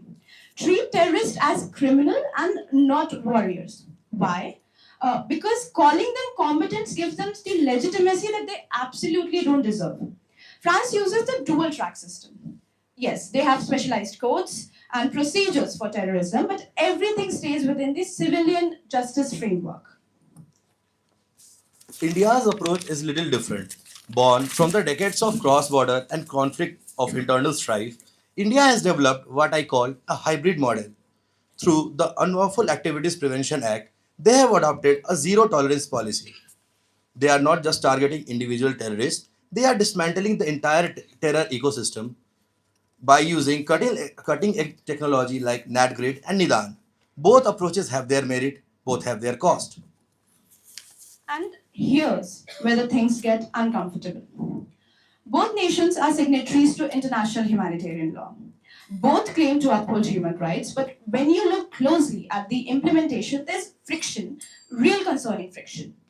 In France, we see mass surveillance programs, what critics call the black boxes, that monitor communication without individual warrants. We see administrative detention that can bypass the traditional judicial review.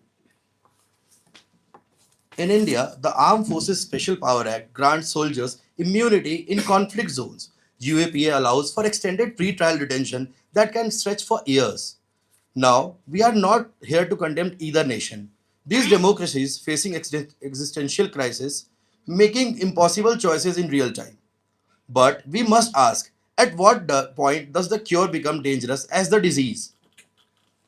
But here's the good news. Both nations are learning and evolving. And more importantly, they can learn from each other. Our research proposes joint counterterrorism policy framework. Not one size fits all solution, but shared foundation built on three essential principles. First is strict judicial oversight. We need to replace vague concepts like generalized suspicion with credible evidence-based review. Every surveillance, every warrant, every detention, every raid should be subject to meaningful judicial scrutiny and not rubber stamping, but genuine accountability. Second, humanitarian threshold. We need clear, objective criteria for when a counterterrorism operations crosses into armed conflict territory. Because once that line is crossed, international humanitarian law must apply. No exceptions, no excuses.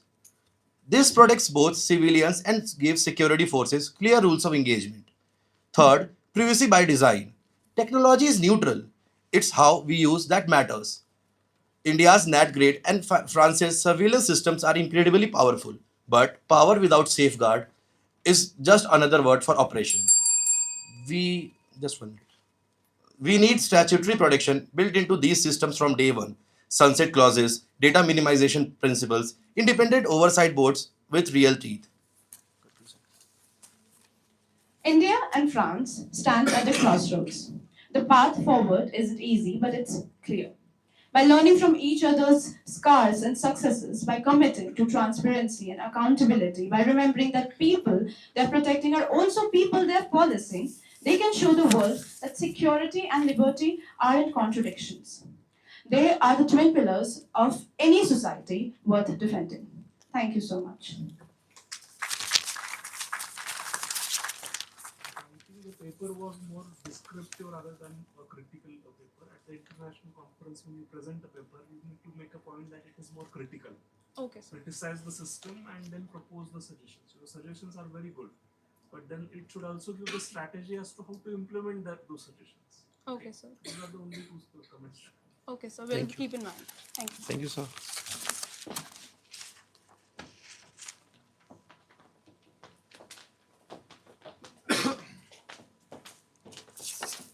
Our next presenters are Dr. Saili Sandekar and Sweta Bhalerao.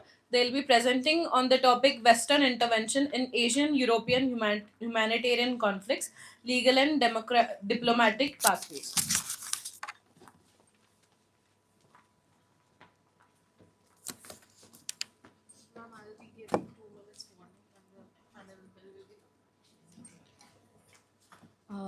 Good morning, everyone.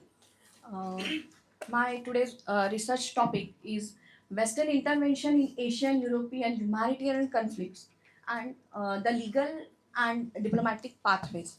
Now, this is very current and a trending topic that me and my co-researcher have selected. Now, humanitarian. Is it okay, ma'am? Thank you. So the international humanitarian law is one of the important topic of public international law. There are the two in this research paper. I have discussed the two concepts, that is justice bello and justice ad bellum. So international law and humanitarian international law which discuss or which gives a protection to the victims who are suffering. Now currently there are when we discuss the world scenario and the incidences, the Western intervention always has, we can discuss even in this paper I have discussed, that is a de jure and de facto concept. De jure concept where the intervention is allowed. This is so even it goes against the sovereignty principle of international law, but intervention allow when it gives protection to the sufferers or the victims who suffered in war. One is de facto intervention that this paper discuss about unilateral intervention. Unilateral intervention which is not allowed, which goes against the principle of public international law. So two types of intervention, one it is allowed, another is unilateral intervention which is not allowed. Now here in this paper, the paper discussed about the Western intervention in European and the Asia perspective. Intervention which is succeeded in to resolve a dispute like Azerbaijan. Azerbaijan where the USA intervened and resolve a dispute, and which is very successfully gives us an example that is the humanitarian crisis can be minimized due to such intervention. Such interventions nothing but a type of diplomacy. Diplomacy is the important aspect and a factor of the public international law, which is a customary practice. This paper discusses in detail the practice of the diplomacy, which is required before a crisis, during a crisis, and a post-crisis. Diplomacy always be opt during a conflict or to avoid a conflict. But when a war, so this paper also discussed that the war cannot be avoided. It cannot be avoided, but the suffering can be avoided. So to resolve or to minimize the suffering, we need to adopt diplomacy that is discussed in this paper. Now, unilateral intervention. So such intervention, this paper discussed in the Asian perspective where the India and Pakistan, the Pulwama attack happened, and the US claimed that. So due to the intervention, there are the types of intervention also we discussed in this paper. So this unilateral intervention we denied because it is harming the principle and the doctrine of sovereignty. This paper suggests that diplomacy must be adopted during the humanitarian crisis. Unilateral intervention, though it violates the principle of international law, but the intervention which gives protection to resolve a dispute and the victims and to protect the victim and the civilians' right, that must be incorporated only through the method of diplomacy, though the war is going on. That is a paper and the recommendation from this research. So the title, I think, does not reflect on the paper. The paper is critical in nature. Yes, sir. But the main phenomena that you are discussing in the paper is the unilateral intervention. Yes. And that is not getting reflected in the title. Yes, sir. In my opinion, the title should have been the Western unilateral intervention. And then whatever you have given can be followed. In this research paper, we have discussed this research paper discuss about the incidences where the US and the Western intervention succeeded in minimize the crisis, humanitarian crisis, and in Asia. And then we jumped on we started focusing on the unilateral intervention, whether it is de jure or de facto. So the critical part is about the unilateral Yes. intervention. Yes. And again, what was the methodology that you followed? Comparative methodology and analysis through the case study analysis, and then we compared how the Western intervention is succeeded in the particular dispute between the countries and not succeeded in the particular. Okay. And what was the major databases that you referred to? Uh, Any time frame that you followed? Not specifically, sir. Also, we referred even the Nicaragua case. So we compared how the Nicaragua case happened in 1986, and very recently the Nicaragua case in 2024 against versus Germany. So the complete the journey and the perspective of the International Courts of Justice and how the trend of USA to intervene in such crises. Even we tried. Yes. How many interventions you have gone through? Ma'am, in this paper I have discussed the 3 to 4 in part. So in 3 to 4 interventions we discussed. Also we tried. Sufficient because No. when you say Western intervention in Asian land, European humanitarian conflict, and then referring 3 to 4, is it Yes, sufficient? so considering the word limit, so we stick with the US intervention majorly. If you want to cover such, just a suggestion, if you Yes, want to sir. cover such a broad spectrum within the short word limit, then the suggestion is that you can cover You- that in a table format. Okay. Yes, we can have multiple countries covered in a shorter sentences in a table format. So Okay, that sir. is a way. Go ahead. We will. Thank you for the suggestion. Thank you so much.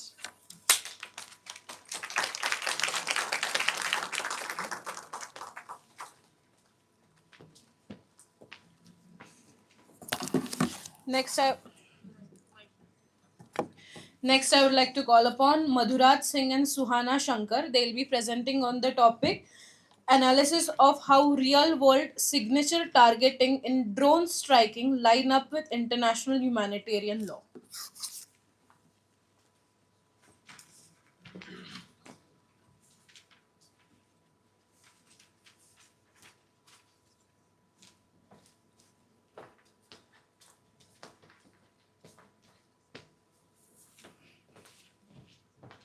Just point at me for the slide change, okay? Sure. And I'll be giving you 2 minutes warning on the first bell, and the last bell will be with 10 minutes. Total time is 5 minutes, right?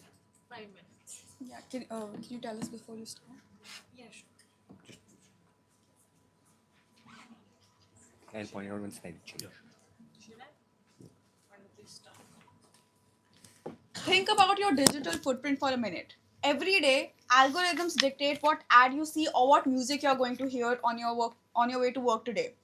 Now imagine the same logic, the same algorithms being used to decide whether you get to live or die in a modern drone warfare situation. This is called signature targeting, where you aren't targeted for who you are, but for how you look from 20,000 feet in the air.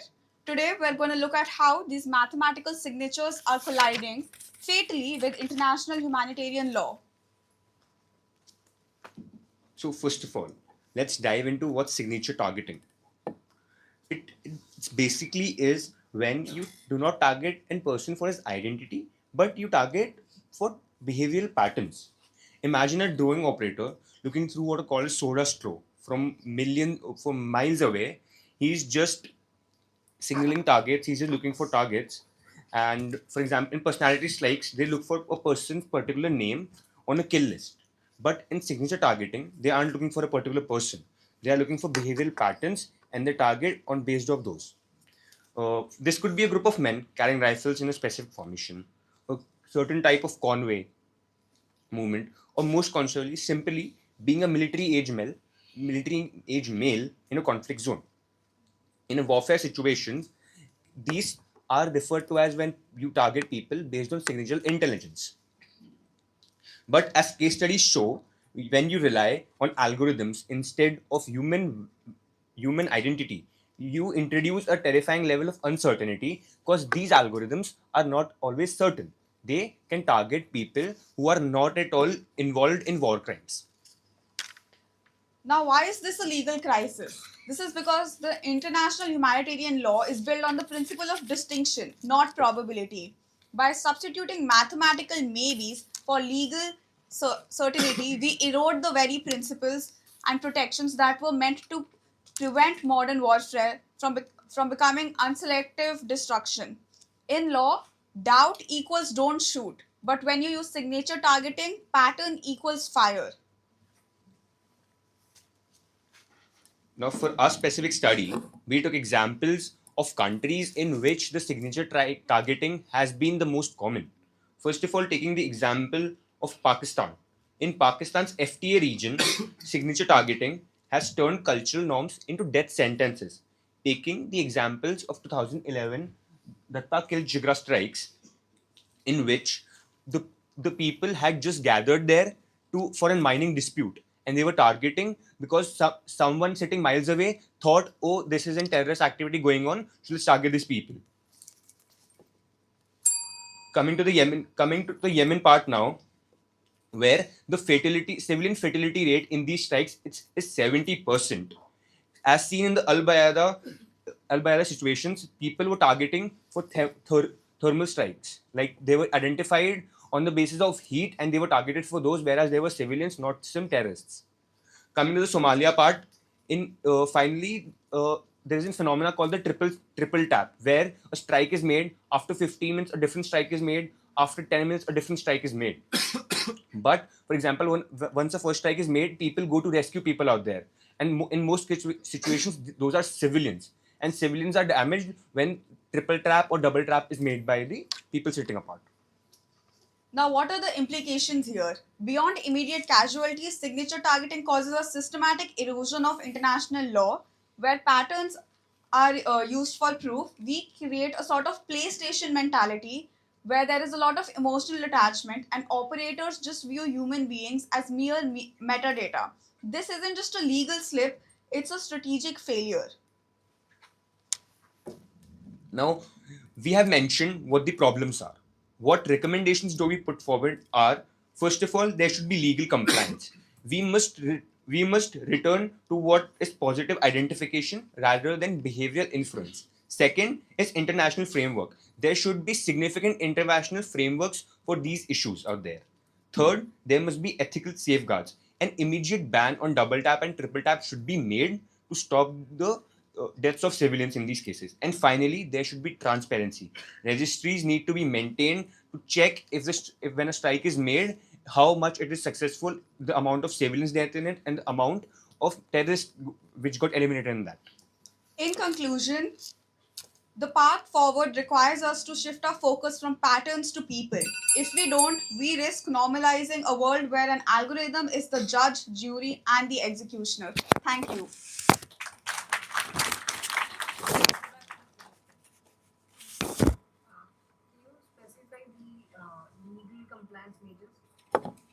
Sure, ma'am. Ma'am, in that, there would be returning to the previous instances of identification of people, checking if their name is on the kill list, and having sufficient amount of proof, and then pulling the trigger. What is done in today's scenario is that people are targeted based on behavioral patterns. Taking the example of Pakistan and the Yemen region, people carry guns with them because of cultural norms. They are not indulged in any war crimes, but they just carry guns or a sword with them just for the cultural norms. How will you ensure compliance with this? Ma'am, checking the previous records of people and identifying them based on the amount of war crimes they're involved in it. How will you ensure the implementation? Okay, ma'am. Ma'am, it depends on the amount of intelligence and technology that the guys making these strikes have about a particular person, and then he's eliminated for that. When you talk about recommendations, you need to be very particular about the recommendations. Like if you are saying ethical safeguards, you need to give one of the examples as to what sort of ethical safeguards should be put in place. When you talk about the international framework, who should take the initiative for that international framework? How it can be implemented, or who will ensure that the compliance has been done? Everything should be mentioned in minute details. Okay, it cannot be vague. Recommendations are very good, but then detailing is what is required. Because if you see, this legal compliance, ethical and transparency things are a bit overlapping with each other. So that is why you need to be very specific when it comes to the recommendations. Yes, ma'am.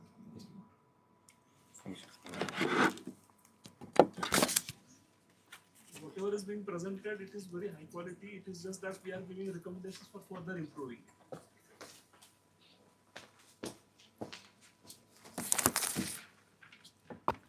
Our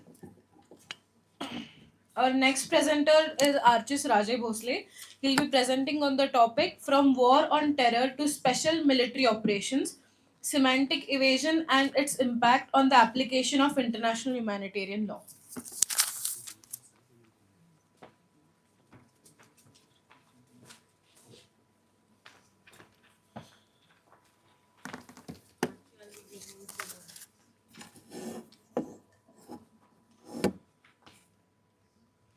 Good morning, everyone. I'm Archis Vijay Rajay Bhosle. My research focuses today on a sophisticated weapon in modern conflict, that is semantic evasion, the strategic use of language by states to bypass the application of international humanitarian law. As Karl von Clausewitz says, war is the continuation of politics by other means. Today, states use legal arbitrage to conflate jus ad bellum, the right to use force, with jus in bello. By labeling a conflict as a police action or special military operations, they attempt to create loopholes to avoid international scrutiny.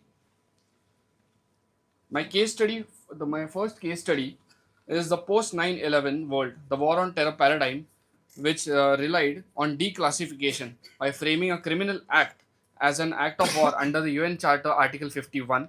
The US expanded the battlefield globally while inventing the sui generis unlawful combatant status to deny prisoners of war POWs their fundamental protections. This linguistic shift created legal black holes like the Guantanamo Bay by arguing that IHL did not fully apply. States justified indefinite detentions and enhanced interrogation techniques, effectively stripping individuals of their habeas corpus rights under the ICCPR and the ECHR. Next. My second case study is the Russia-Ukraine conflict. In 2022, we saw the strategic misclassification when Russia launched its invasion of Ukraine by explicitly rejecting the word war in favor of special military operations or SMO. Russia attempted to avoid the stringent duties of belligerent occupation under the 4th Geneva Convention. Under the SMO label, the captured personnel were denied combatant immunity and treated as domestic criminals. Indiscriminate attacks on civilian areas, schools, hospitals were framed as demilitarization. Unambiguously, this established an international armed conflict along with its cross-border deployment and territorial annexation. Though their rhetoric differs, both tactics lead to the same destination, that is the erosion of the Geneva Conventions. They substitute absolute legal prohibitions with flexible policy-driven thresholds that turn binding duties into optional risks. This has had a ripple effect seen across the globe, from UK's historical emergency frameworks to operations in Kashmir as well as operations in Pakistan and Baloch areas.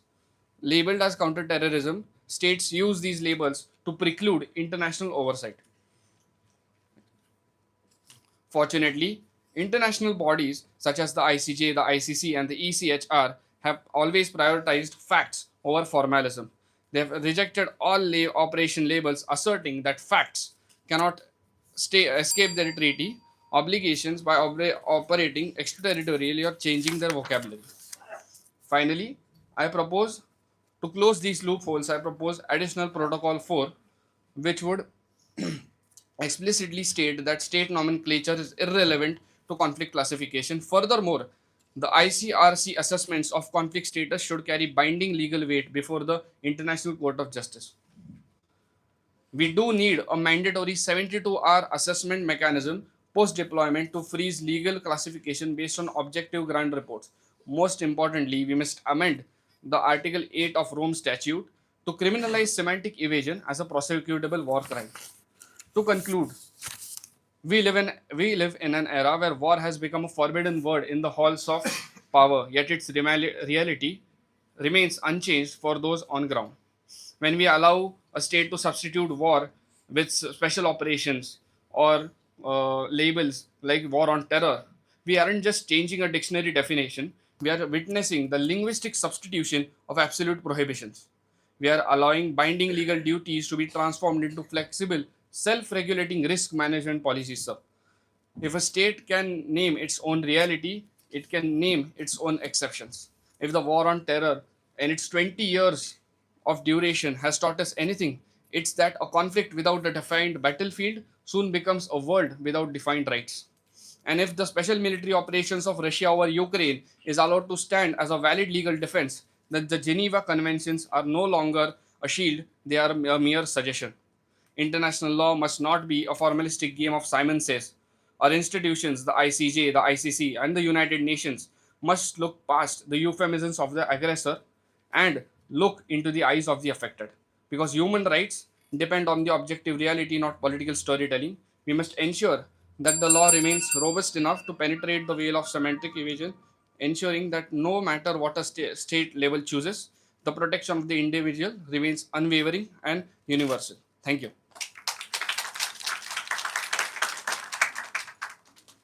Recommendations are very idealistic but very hard to achieve. Yes. Because the international order is such that today no one respects the other country. Yeah. One country does not respect the other. And implementing these suggestions is highly difficult. And again, as the previous speakers, the previous session, the sir was speaking. Yeah. It is a time to overhaul the international framework, international structure, Yes, sir. bodies.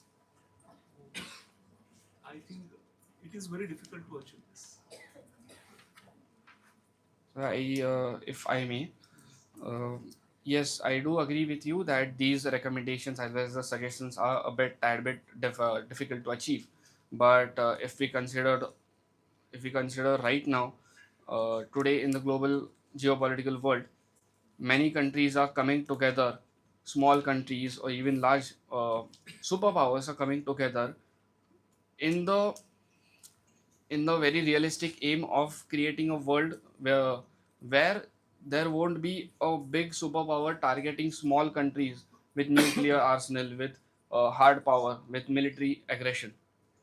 So yes, this will be difficult, but I think so with global international cooperation, it won't be very much near to impossible. They're like the problem. Global international cooperation. Yes. Thank you. Thank you.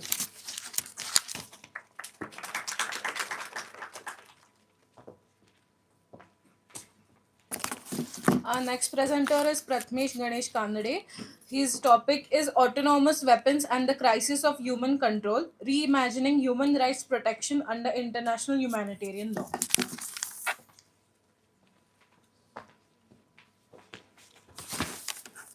Thank you. Hello.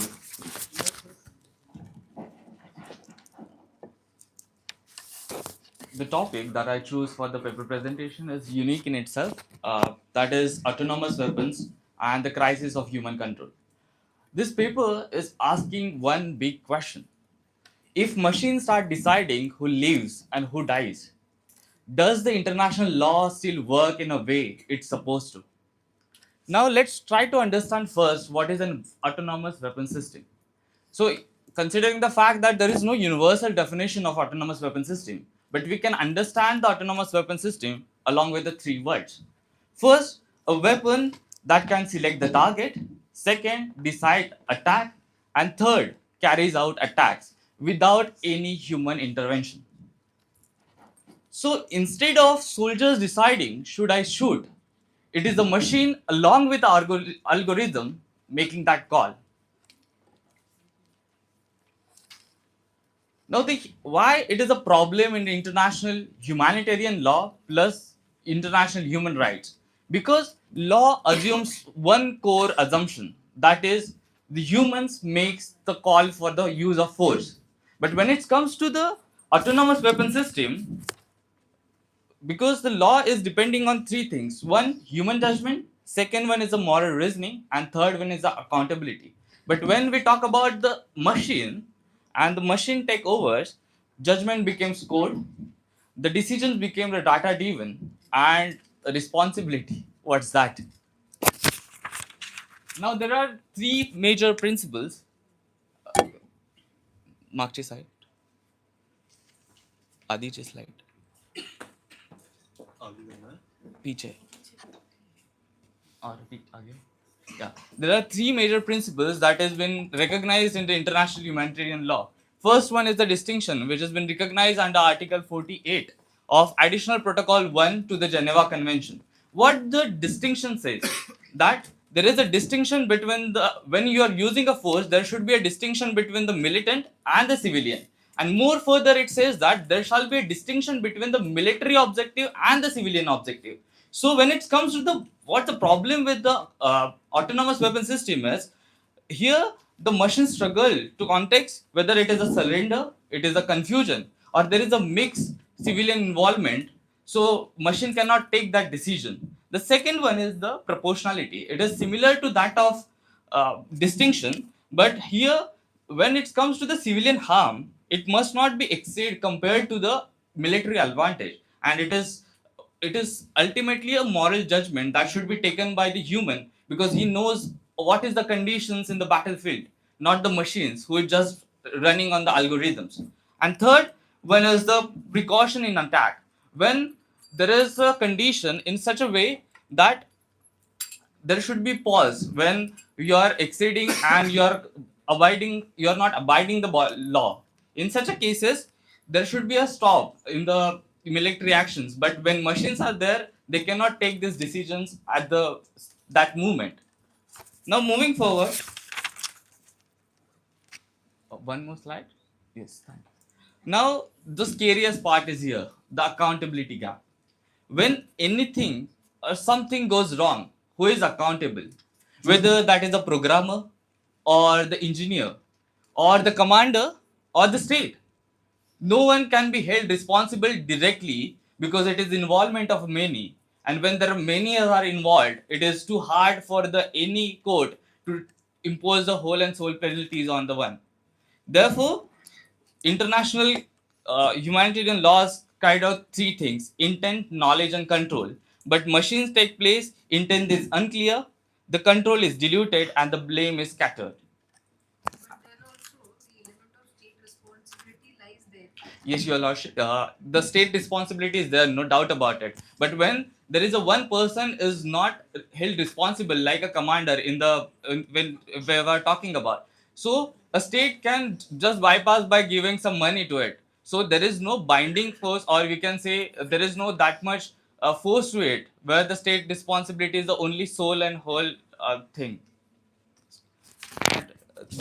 Moving forward, when we are talking about the Asian and European perspective, here we can see the European Union said that there shall be a meaningful human control, but and they also stopped the funding in relation to that. But when it comes to the individual states, there are France, Germany, United Kingdoms. These are one of the states which are heavily putting money into the developments of such weapons. So there is a delusion.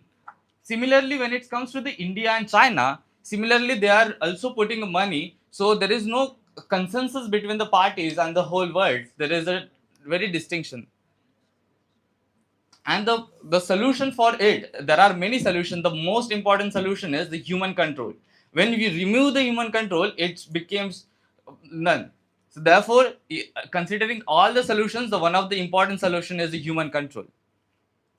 And I would like to stop with one question. Whether it is not a question that whether we can make the machine such advanced that they can take a decision what is a civilian and what is a militant. But the major question is whether it is a right, morally or legally, to give the command or the decision in the hands of machine to decide who will die and who will live. Thank you so much.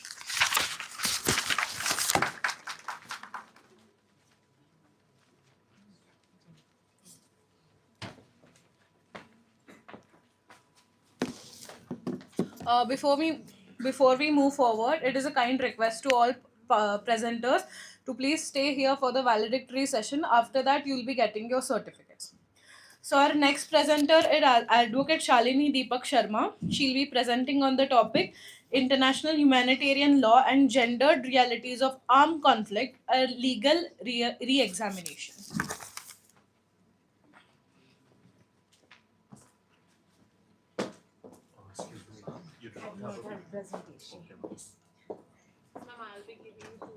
Yes.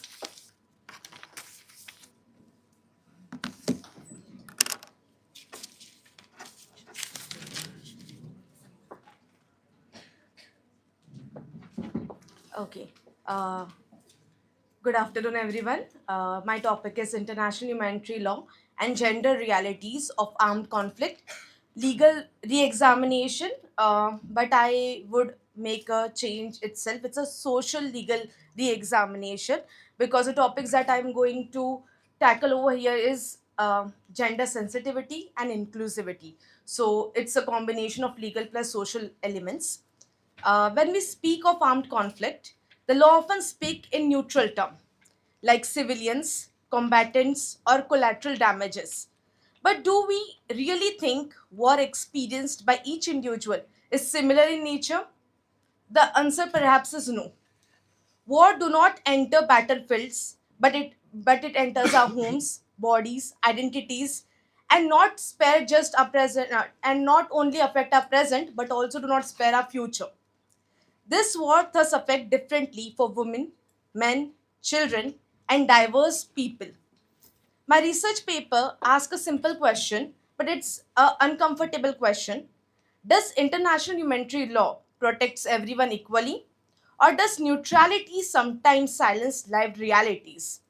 To understand this perspective, I conducted a doctoral research analyzing gender neutrality versus gender sensitivity in conflict.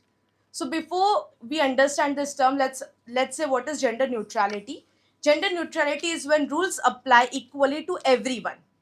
Gender sensitivity is recognizing or considering harm is not experienced equally, even when rules are equal. The research by me is a foundational research, so intentionally I have not challenged the laws yet, but raising question to form base for my further studies, so there is a scope of future study. Let's understand international humanitarian law is intentionally neutral. I am not challenging the neutrality of this law because it is very important for them to bring universality. They have to keep it neutral. But in reality, there is a question, and I'll put in front of you with different examples. First of all, during war, women are disproportionately affected by sexual offenses and displacement. Men are subjected to detention or execution.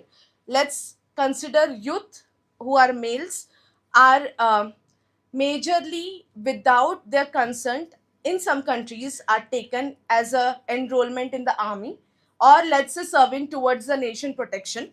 Children witness horror, which is not just experiencing today what they have seen, but it keeps in their mind and become a trauma for future. Even when we talk about this, even children of a good age are trained to become soldiers. Okay, I'll just quickly go to, and last point, gender diverse people. We not only, now we definitely recognize them, but there are laws silent about it, and that is a question we need to always consider. So here I am not suggesting to abandon neutrality.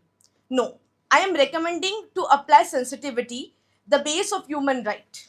Let me now talk about my findings through the doctoral research.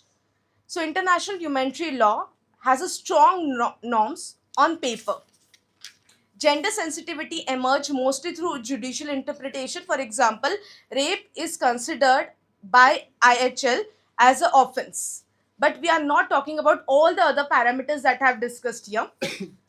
Institution focus heavily on punishment after harm occur with a limited attention to prevention and reintegration. I also observed a disturbing pattern, that is selective visibility. Some suffering is documented and some remains unseen. We can definitely say the greatest evil is not radical, it is invisible. So I want to recommend, just I would require 1 minute extra. International humanitarian law need to reconsider social roles. They have considered it. I'm not challenging the consideration part. They have to reconsider it, structural vulnerabilities and pattern of violence to prepare law for human rights. Protection cannot rely on criminal trials. We need to, first of all, consider the gender and age sensitivity and document it. Trauma informed justice mechanism should be created. Rehabilitation and reintegration and rehabilitation and reintegration should be legal priority and not the after way. The further scope of my research would be the empirical research, which I actually want to go and talk to the survivors of this incidents and do intersectional analysis. Concluding the paper, human are not non-living object to reduce to collateral damages. Everybody in war carries memory, identities and dignity. Therefore, we need to interpret legal boundaries accordingly, because in war, as human right, neutrality must never become numbness. Thank you so much. Good blend of criticism plus recommendations which can be realistic, but then what is meaning of trauma informed judicial? So, sir, let's. Okay, I want to talk about it because this is a core thing that I'm researching on.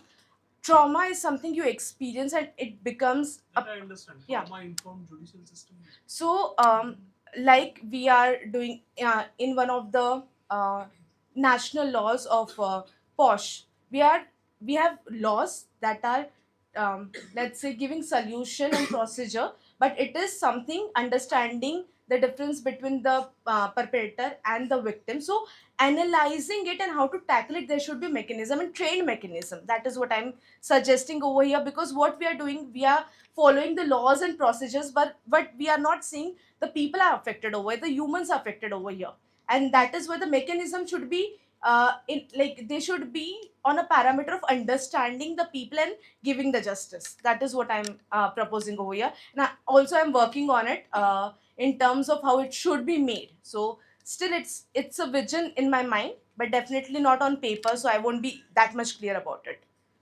That's what is happening in every judicial system. Definitely, Judges sir. are doing the same thing that you are talking. Surely, sir, and that definitely it is so. So we need to start somewhere, and I think human right is somewhere we can start.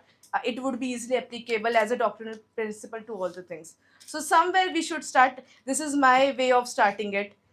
Like now, I think more than 50 students are listening to it. We do not know in future how they will take it further.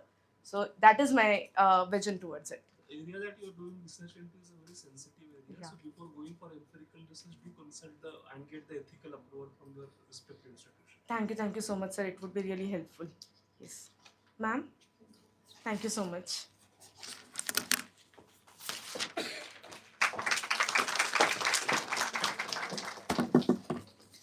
Our next presenter is Tanisha Shingare. She'll be presenting on the topic Artificial Intelligence in Armed Conflict, Accountability Without a Human Decision Maker.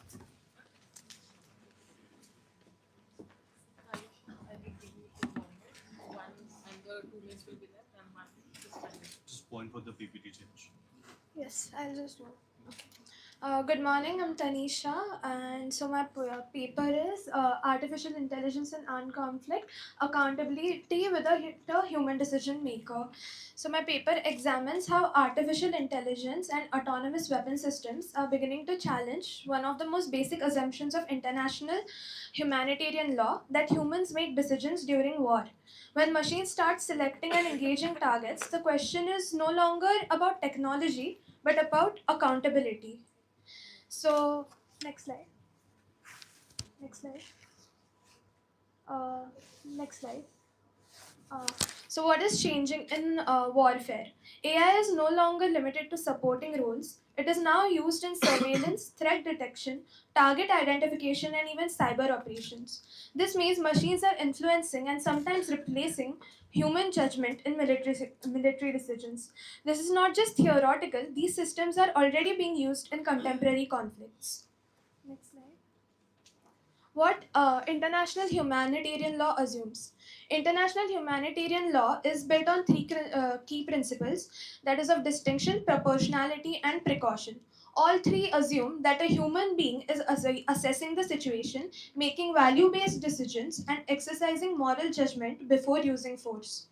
The principle of distinction requires parties to a conflict to clearly differentiate between civilians and combatants and between civilian objects and military targets. The principle of proportionality prohibits attacks where the expected civilian harm would be excessive in relation to the military advantage to be achieved. And the principle of precaution requires constant care and judgment to minimize incidental harm to civilians during military operations. All of these principles depend heavily on human judgment and contextual understanding of the force which is being used. Next slide. So, where does the problem begin? Autonomous systems cannot ethically assess civilian presence, cannot interpret context, and cannot make proportionality assessments the way humans do. They rely on data and algorithms which may be flawed or biased. This creates a risk of civilian harm that international humanitarian law was designed to prevent. A simple example would be an autonomous drone programmed to hit a military target. If civilians suddenly enter the area, the system may not recognize the change in situation. A human operator, however, would likely to notice this and avoid the strike to prevent excessive civilian harm. The war in Ukraine has been one of the first armed conflicts to use completely autonomous weapon systems. In James Vincent, in his article for the International Convention on the Red Cross, wrote the STM Cargo 2, that is the name of the autonomous weapon system, was programmed to hunt and strike targets on their own with no operator link needed. This fire and forget and find mode proves AI killers are here now, not hypotheticals, shaping real wars from Ukraine and onward. Yet their solo decisions dangerously flout proportionality. Machines simply can't weigh civilian risks against military gains as humans do. Next slide. Next slide. So I'll directly start with the recommendations. So my paper suggests 5 key recommendations. First, that meaningful human control must be binding law. The concept of meaningful human control should not remain a policy suggestion or ethical guideline. It must become a binding legal obligation. Humans must retain real authority in decisions related to target selection and engagement, especially where civilian lives are at stake. Presumption of state and absolute liability. I suggest a presumption of state or absolute liability since these systems are developed, authorized, and deployed by states. Any lawful harm caused by them should be attributed to the state itself. This removes ambiguity from responsibility and encourages greater caution in deployment. Stronger Article 36 weapon reviews. So, Article 36 of Additional Protocol 1, that is the Geneva Convention, requires state to conduct legal review of any new weapons, means, or methods of warfare to ensure compliance with international humanitarian law. This is read together with Article 35 of Additional Protocol, which prohibits weapons that cause superfluous injury or unnecessary suffering and methods of warfare that are indiscriminate or cause widespread, long-term, or severe damage to natural environment. As these provisions embody the core humanitarian principles of law of armed conflict, they serve as primary benchmark for assessing the legality of emerging technologies. A legal review under Article 36 cannot be taken in isolation. Just give me 1 minute.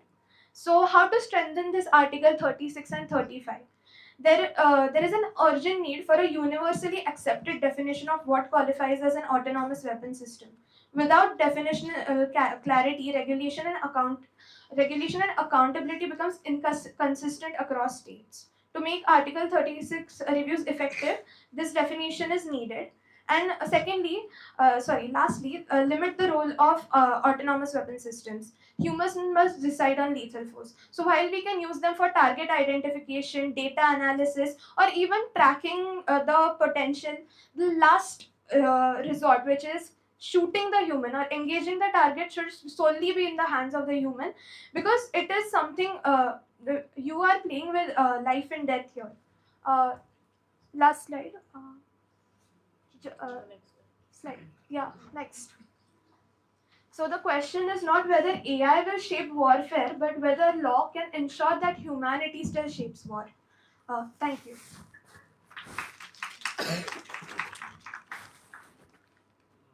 I don't personally agree with the opinion that autonomous AI-based weapon system is being put into place. Whatever major forces that are operating at present, they are having a engineering corps in their army or air force, whatever it is, whatever wing it is, and it is that engineering corps which is operating this weapon system. Even the drones that you are talking about, even the previous speaker talked about the kamikaze drone. Though they are autonomous, they are operated by the human beings. The human control is very much exercised by and large. However, there is one particular domain wherein the automatic system is fully deployed, and that is the defense mechanism. Like for example, the Akash defense system or S-400 system. So in that case, AI should be used to the maximum potential extent. Okay. Because you have to take decision within split seconds. True. Right. If the target is coming towards your country, you cannot wait for human to take control and then stop the target from hitting you. Okay. So at that place, I think AI deployment is justifiable. So every side has the other point. Whenever you are writing a paper, always cover both the sides. Try to cover both the sides. Okay. Noted, sir. Thank you. Also, the suggestion is to you as well as to the previous speaker the same topic. Rather, others also. We have to ensure measures for disarmament in the first place. Yes. And then we have to go ahead. Yes. Then the first step should be measures for disarmament. What we are presuming that the wars are inevitable. That is not the thing. So that should be in our mind when we are choosing these topics for writing a research paper. Okay.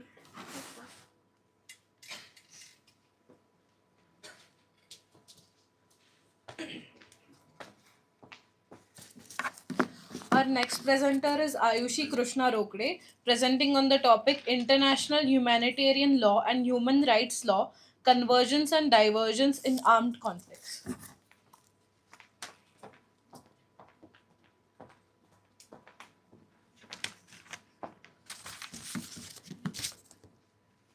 Just point at me for the PPT. Yes. I'll be giving you 2 minutes. The 2 minutes will be left and 1 will come. Can I start? Good afternoon, everyone present here. My paper examines a central question in the contemporary international law. How do international humanitarian law and the international human rights law interact during an armed conflict? Do they converge, diverge, or contradict each other? With the modern conflict involving counter-terrorism operation, non-state actors, and extraterritorial military action, the traditional separation between these two regimes have become an increasingly inadequate.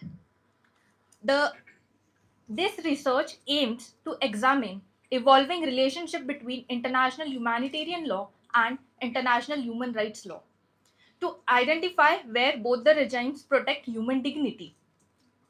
This concurrent application has created an it is to evaluate the role of lex specialis principle and possess an integrated legal approach for the armed conflict situation to analyze doctrinal and the practical divergence.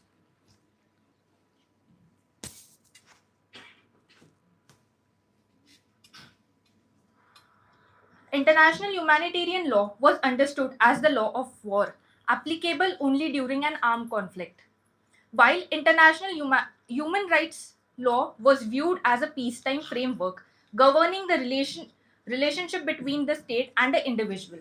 However, modern conflicts such as counterterrorism, military operations have blurred this distinction.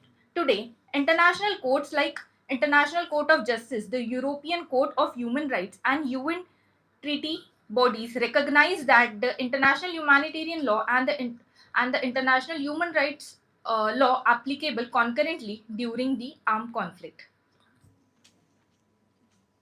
Initially, the two regimes were conceptually separated. The international humanitarian law emerged in 19th century through and Geneva Convention, focusing on limiting suffering during the war. International human rights law developed after World War II, aiming to prevent the abuse of state power primarily in peacetime. For decades, IHL was introduced as the lex specialis, displacing human rights law during war.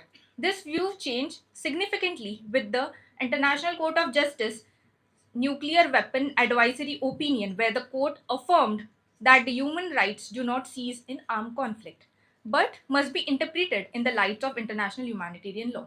This marks the shift from strict separation to an parallel application.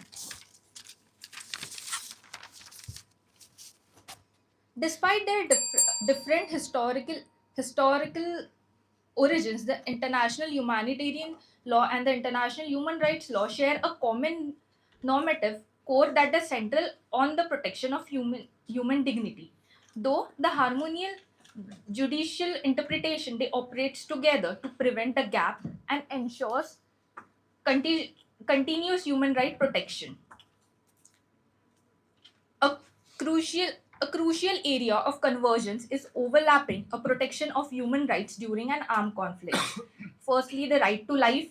Secondly, the prohibition of torture and ill treatment. Thirdly, both the regimes provides the enhanced protection to the vulnerable groups. Finally, the international humanitarian law lays down and minimal judicial safeguard. These are reinforced by more detailed, fair trial guaranteed under human rights law.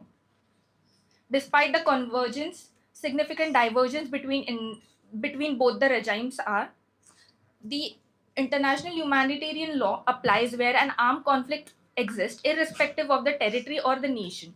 In contrast, human rights law applies based on the jurisdiction, effective control over territory, or the authority over individuals, which makes its extraterritorial application legally contagious.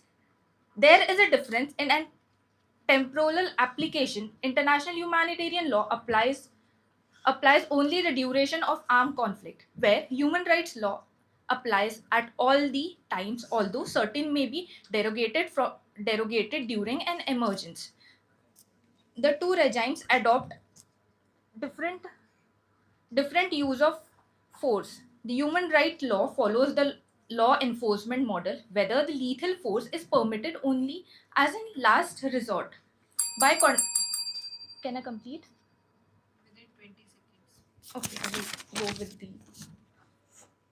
the application for the international humanitarian law and the human rights law has a significant practical implications on the grounds.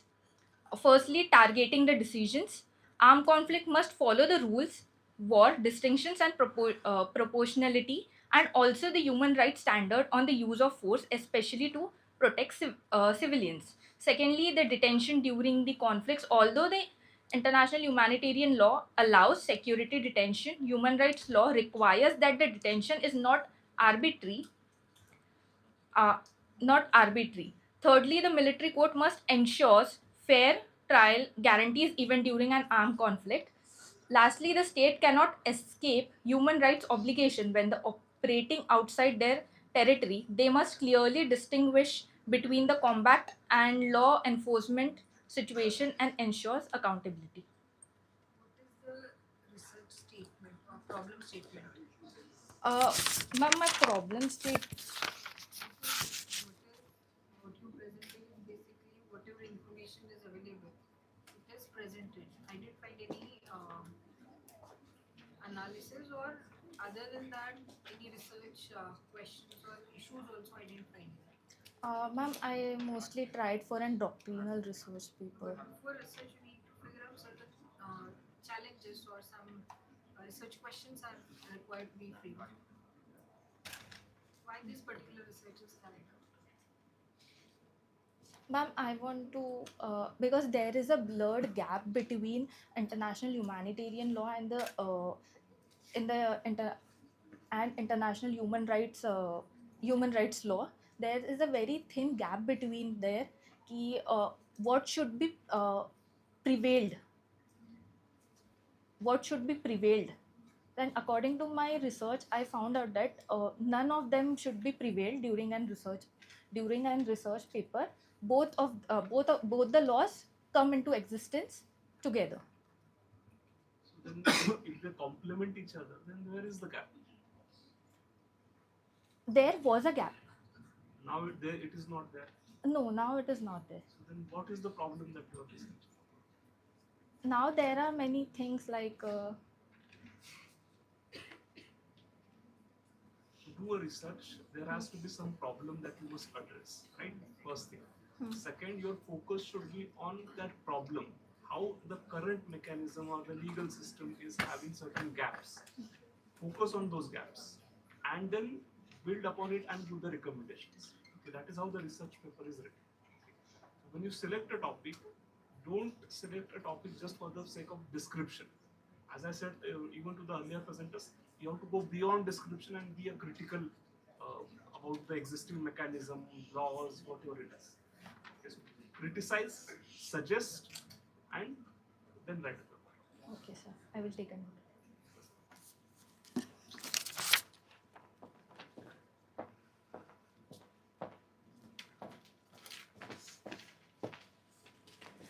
Before we move forward, it is a request to everyone present here to please maintain silence. Our next presenter are Vidhi Kasliwal and Gaurav Mehta. They'll be presenting on the topic Human Rights in the Crossfire, Asian and European Approaches to the Conflict Resolution.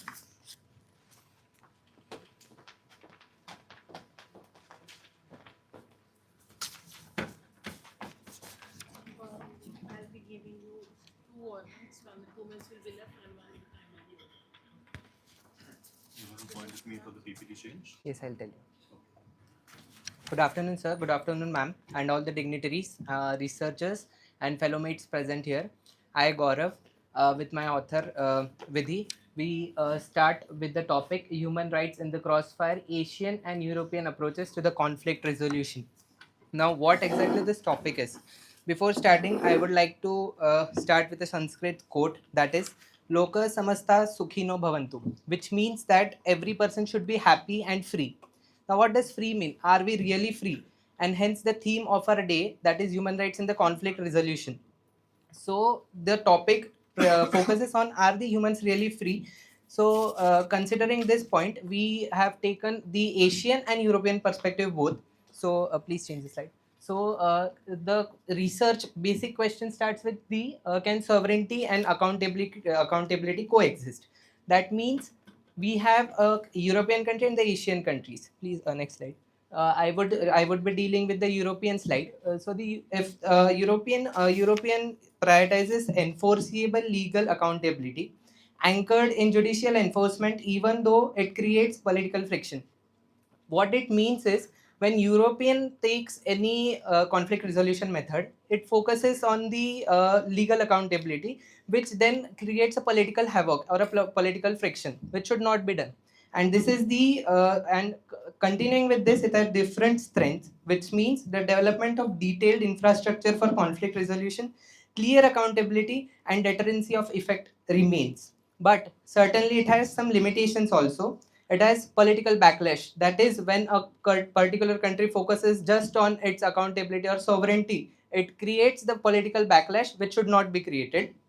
Secondly, the risk legitimacy deficits, which means the risk to other countries and other participants or the other non-state state actors havoc creates.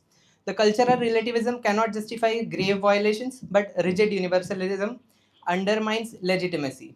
This is the tension intellectual foundation for our paper's consideration. And for this, I would be giving some recommendations next and next two times. One more time. These are the recommendations for the what should be recommendation should be made. The judicial versus diplomatic crisis. Now we take the example of International Criminal Court here. basically whenever a crime appears or whenever crime takes place, it goes to ordinary criminal court, and after that it goes to the international criminal court. Here is the loophole, or here is the havoc which should be minimized, or some other alternative should be taken place. Secondly, cultural pluralism and sovereignty, the sovereignty part which I have already explained, and the integrated hybrid resolution model. This is the most important topic of our paper. That is, a hybrid model should be created, creating no havoc or creating no havocs, and a proper system should be generated. And continuing with the same, adaptive global governance method should be taken. For Indian part, I would request Vidhi to continue.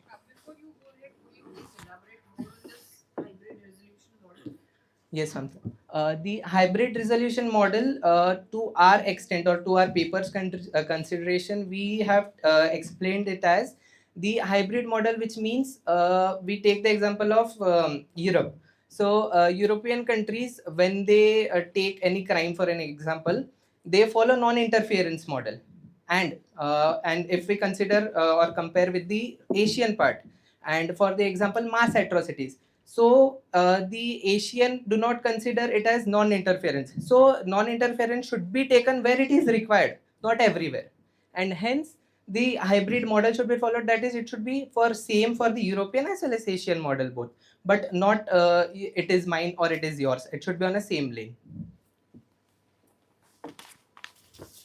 Good afternoon, everyone. So, can you go with the second slide? Yes. So this slide highlights the key strength and the limitations of the Asian Human Rights Framework, which states that the Asian Regional Human Rights Framework, which is the most important part, and ASEAN Intergovernmental Commissions on Human Rights is the main focus, and it is defined as the cooperative form of solving the conflict. But on the other hand, European follows the punitive form of the conflict resolution part. And in the Asian part, its main framework is divided into the core principles such as the state sovereignty, quite diplomatic way of handling the conflict resolutions, and the non-interference of this. So because of this, there are some limitations arose between them.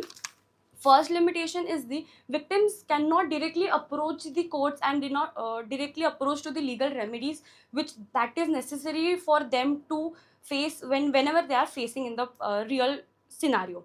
So this gap creates a delayed in the response that prioritize the non-interference part of the Asian side, and also all the victims becomes the secondary part to the consideration of sovereignty, and it becomes the regional harmony more powerizing the problem rather than the victims what they are facing. So now I would like to further state the recommendations what we are stating in our paper.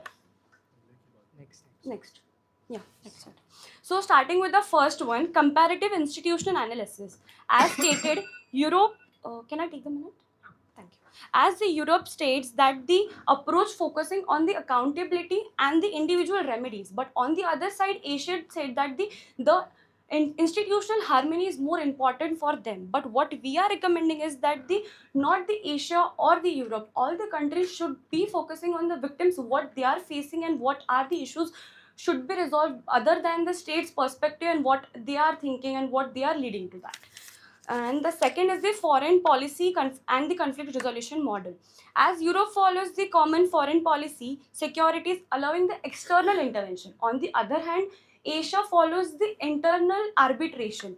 But both the forms are not working in a very good way, because internal arbitration will not solve, because if it would be solved, no conflict would be arise. So what we are stating, there should be a global framework, or there should be a very strong framework made for all the countries, mandatory to make a policy and make a framework to follow that, and giving the easier way to solve the conflicts. The third one is the state sovereignty and the non-interference. As the international law states that they prioritize some sovereignty and intervention on the other hand. But what we are recommending is the non-intervention and the non-interference should be applied depending on the situation, whatever arises.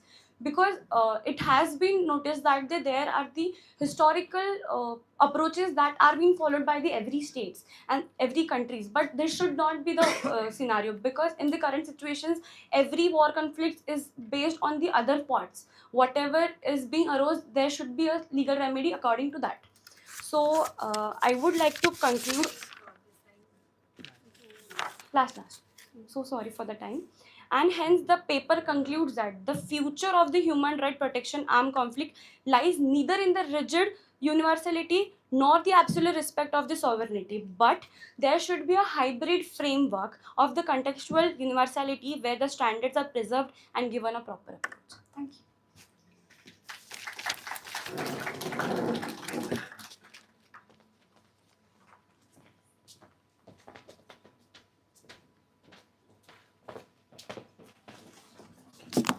Our next presenter is Shubham Katangre, presenting on the topic Cyber Operations in Armed Conflicts, Asian European Perspectives on the Application of International Humanitarian Law. Shubham.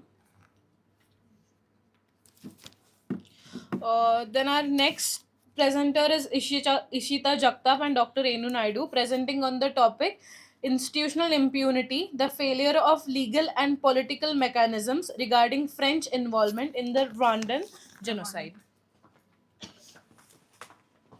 Good afternoon. Huh? Yeah, there is. I sent it on the submissions email. And I'll be giving 2 warnings when 2 minutes will be left and when the time will be over. It's okay if you don't have it. It's alright. Yeah, it's alright. Good afternoon, everybody. My name is Ishita Jagtap, and today's presentation is about institutional impunity, the failure of legal and political mechanisms regarding the French involvement in the Rwandan genocide. So, the Rwandan genocide is the fastest genocide seen in history, where in 100 days, more than 1 million Tutsis and moderate Hutus were massacred at the hands of extremist Tutsis. This presentation aims to shed light on the role France played during the Rwandan genocide and analyze the failure of holding it accountable for its actions. A brief background. There are 2 groups in Rwanda, the Hutus who make up 95% of the population and the Tutsis who make up 1% of the population. The Tutsis were the nobility. The relationship between these 2 groups became fraught after Belgian colonists used Tutsis to enforce their indirect rule. After WW2, Belgium was forced to integrate Hutus into the political class. By skipping over some history, by 1990s, however, the Hutus were firmly in power. This regime was supported by France and led by President Juvenal Habyarimana. France had this policy where they established military and financial ties with African states to mine resources in exchange for maintaining a sphere of influence. This policy was known as Francafrique. Rwanda was important because it was a French-speaking country and it bordered 2 larger Anglo nations. In 1975, France signed a military cooperation treaty with Rwanda, where the French military personnel trained Rwanda Armées Rwandaises, or FAR, but stated that the French cooperants would not assist them with war efforts. This was amended in 1983 to provide greater military cooperation. President Habyarimana developed a close relationship with President Mitterrand of France. He also developed a close relationship with Mitterrand's son, Jean Christophe, a relationship which was later used for arms trafficking. France's role in genocide began with the war between Rwanda and the RPF. RPF stands for Rwandan Patriotic Front. This was a group of exiled Tutsis. This attack was going well until the death of the commander, after which the RPF attackers went into the mountains. But this scared the Habyarimana regime and they decided to call France. After the initial attack, France sent minimal support, which scared them even more. So they staged a fake attack in Kigali. France was scared of losing Rwanda and they sent military assistance. This war in RPF is considered as the practice genocide before committing the actual genocide. The hardliners in the Rwandan government believe that the RPF attack was simply an excuse to excuse to exterminate Tutsis. On October 24th, Colonel Galliani issued a warning that this could lead to the physical elimination of more than 500,000 to 700,000 people.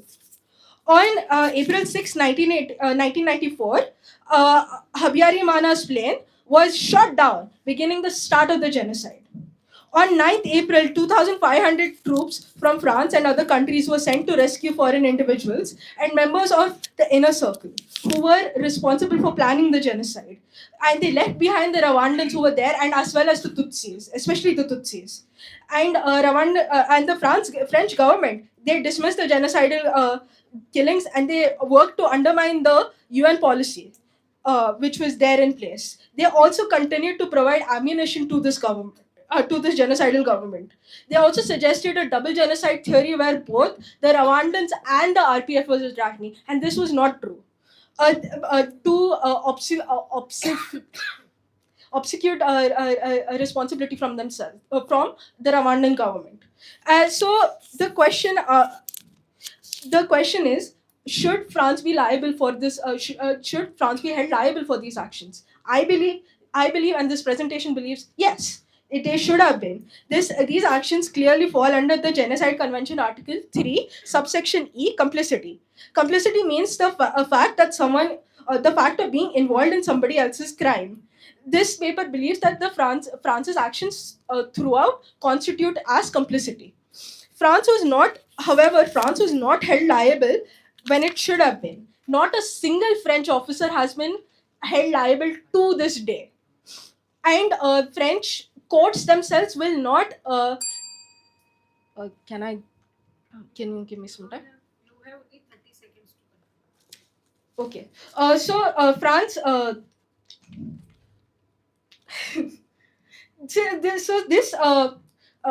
Sorry. Should have been held liable under complicity, and if not under complicity, it should have been held liable under Article 1 of failing to prevent genocide, because they were fully aware that these people are planning something and they decided to do nothing. But if you hold them liable under Article 1, other countries, USA, Belgium, and other countries would also have to reflect on their own actions of taking inaction in this Rwandan genocide. I have a question for the audience. How many genocides are going on right now?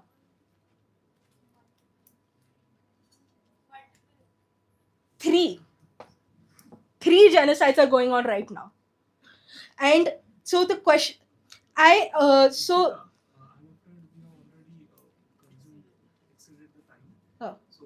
This is unlike the previous papers, which were the review papers. This is a case study.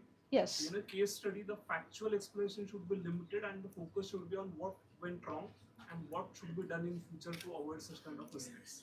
In this case, the problem was that the liability was not properly held liable. Right. So the accountability was not properly fixed. So if that was the problem, then what mechanism, the changes in the mechanism or changes in the law is required to avoid that liability? So your presentation should have focused on that particular point, which you might have covered in your paper, but Yes. that didn't come up in your presentation. Can I answer that though? Just the highlight in few seconds the recommendations that you have given. I believe that the word complicity should be changed to abetment, because abetment covers a wider jurisdiction and would cover arms smuggling. Okay, thank you.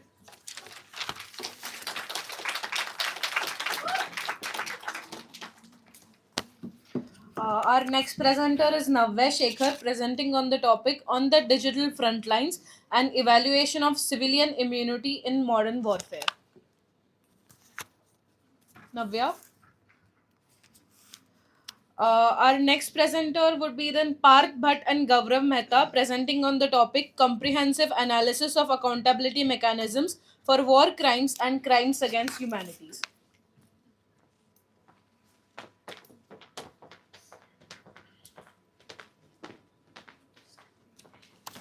Just a sec, guys.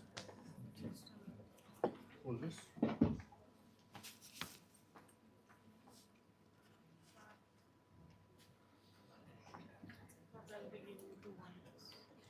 I'll I'll be giving you 2 warnings. Yes, yes, yes, yes, yes.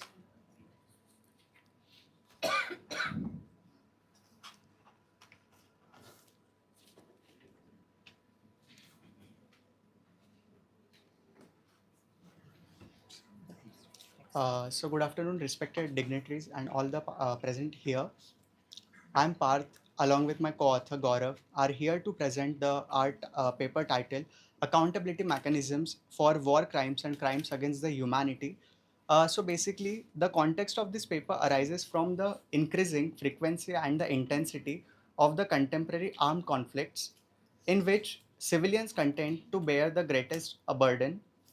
Despite the progressive development of the international humanitarian laws and the interpretation of criminal laws, also other aspects, large-scale violations continue, and hence this paper examines the effectiveness of the current accountability mechanisms. Further, I request Gaurav. Continuing further, the comprehensive analysis and the research objective we see here. The comprehensive analysis of the accountability mechanism of war crimes and crime against humanity. In this paper, we have studied the persistent gap between the international legal norms and the real world enforcement. So the basic research question is, present accountability mechanism, do they really deliver justice, and are they deterrent to the society? And the second question which arises is, government's responsibility for their actions, performance and decisions, do they really come out? Now these two research questions are based on three things: the political, moral and the legal questions, and the legal theoretical part, and hence the legal framework, the International Criminal Court, all comes into existence. Next slide, please. So this has the legal framework. The legal framework means the International Criminal Court, which I have already explained. So I would not take much time on that. So I would be going on the challenges. What is the challenges part? The challenges part, next please. The challenges part, the first challenge is the enforcement challenge. That is the structural weakness, basic structural weakness which arises. There is a minimal or maximal, we do not say a word to that. There is a structural weakness in each and every place: lack of state cooperation, political intervention and selective prosecutions. There is no independent enforcement authorities, reparative justice system, that is victim is focused over punishment. So punishment should also be strengthened along with the victims justice. So we have certain case studies for that. And for this also, I would like to say a Sanskrit shlok: Paritranaya sadhuna vinashaya dushkuta dharma sanstapaya nashaya sambhavani yuge yuge, which means that the war should be the theme. As per our theme, the war should be minimized and other things should be controlled with. And hence the basic legal structure, ad hoc tribunals and the accountability mechanisms were henceforth created. Next. And finally, I come with the recommendations part to this paper. So the recommendation part is the domestic prosecution as per primary accountability mechanism. There should be faster practices. There should not be the slow, rigid process of going to the ordinary court and then to the international court. The direct, fast process. The reforms and streamlines. The international criminal courts should be much more upgraded. Ending impunity begins at home. International justice is most effective when domestic system works. Here, efficiency, credibility, deterrent value, and fast investigation should take place. This is the objective. Thank you. Any suggestions, sir? The topic that you have chosen is very broad. Yes. For a research paper, it should be very narrow. War crimes and the crime against humanity. These are altogether a different domains. I mean, when it comes to war crime, it becomes an international issue. Whereas the crime against humanity can even be a domestic issue. So focus on a particular incident or a particular loophole in the law or mechanism. Okay. Thank you, sir.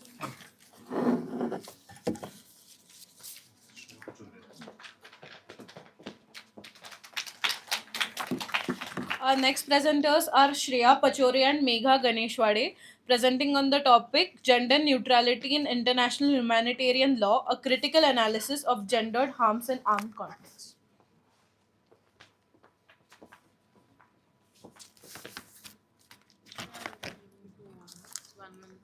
I'm Megha. Oh, sorry. Yeah. I'll be giving you 2 Yeah. When 2 minutes will be left and 1 minute. Okay. Shall I start? Pointed me for the PPT set. Yes. Good afternoon, everyone. My name is Megha Ganeshwari, and today I am presenting this paper titled Gender Neutrality in International Humanitarian Law, a Critical Analysis of Gendered Harms in Armed Conflicts. The paper is written along with Shreya Patsuri, who is not here today, so I'll be presenting on behalf of both of us. Thank you. Next slide, please. International humanitarian law is built on neutrality and equal protection. On paper, it sounds perfect, but the reality tells a different story. In law school, we learn that equals should be treated equally and unequals unequally. Then why does IHL apply equally to everyone when the harm suffered is not equal? This leads to a key concern. Does neutrality actually ensure justice, or does it sometimes hide gendered harms? Next slide, please. Next slide. Our core argument is not that neutrality is wrong. However, formal equality is not the same as substantive equality. Therefore, we argue that gender neutrality is not inherently flawed, but gender-sensitive interpretation is necessary. Next slide. Harmed conflict is not gender neutral in practice. The impact of conflict extends beyond direct violence to include displacement, economic insecurity, and long-term traumas. Understanding these differentiated experiences is essential before assessing the inadequacy of legal protection. Next slide, please. Rape is frequently used as a weapon of war. Women also face forced displacement, loss of livelihood, and increased caregiving responsibilities. These harms result in long-term physical, psychological, and social consequences. Next slide. Men are often automatically viewed as combatants, leading to detention, targeted killings, and silent sexual violence. Children are affected in gender-specific ways, boys through forced recruitment and girls through sexual exploitation. Gender-diverse persons face targeted persecution and remain largely invisible within both legal and humanitarian frameworks. Next slide, please. There are different codified laws, such as the international humanitarian law, international criminal tribunals, that provide protection to a certain extent.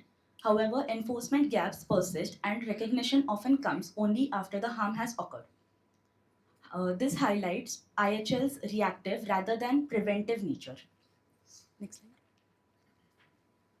slide. Based on these findings, this paper offers 5 key recommendations. First, international humanitarian law should be interpreted through a gender-sensitive lens, ensuring that its principles are applied with awareness of social context and structural inequality. Second, accountability mechanism for gender-based crimes must be strengthened both at international and domestic levels to move beyond symbolic recognition towards effective enforcement. Third, justice processes must adopt survivor-centered approaches that prioritize dignity, safety, and long-term rehabilitation rather than focusing solely on punishments. Fourth, closer integration between international humanitarian law and international human rights law is essential, particularly in addressing harms that occurs outside active hostilities.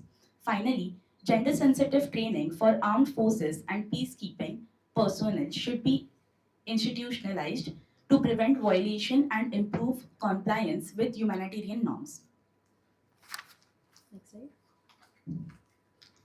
To conclude, international humanitarian law seeks to preserve humanity during wars, while neutrality ensures universality. It does not guarantee effective protection. Gendered realities expose the limitations of formal equality. Reinterpreting IHL through a gender-sensitive lens is essential to achieving substantive justice. And in the same suggestion, narrow down this take a particular right which is often violated. Okay. And wherein the women are mostly affected, a particular crime in which the women are mostly affected. And then do research on that.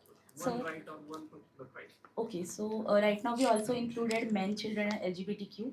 because there are like Article 27 of the Geneva Convention, it already talks about women's protection, but it says nothing about how men are sexually exploited in all these war zones.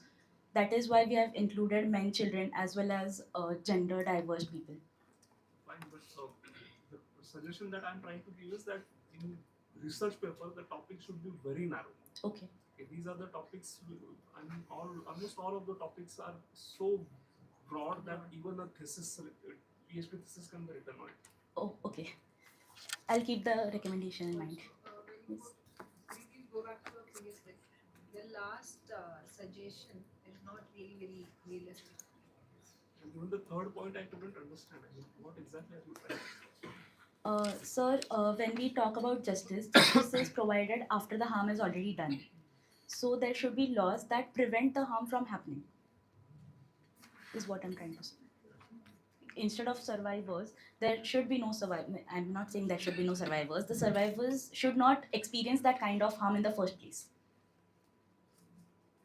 Thank you.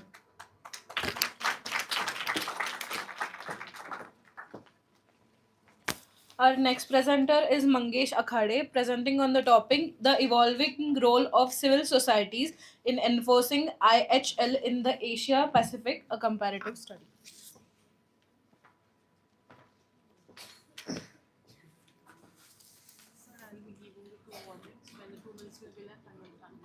Yeah, that's fine. Good afternoon, all. This is Mangesh. My paper title is Role of Civil Societies in Enforcing IHL. We know the human rights are there, IHL is there, but the enforcement mechanism where I feel the researcher, the author feel we are lacking. Most of the things are there only on paper, but in practical sense, the lack of interest by the states, I feel this is the reason why the law in practical not being applicable and not we are getting the results. Next.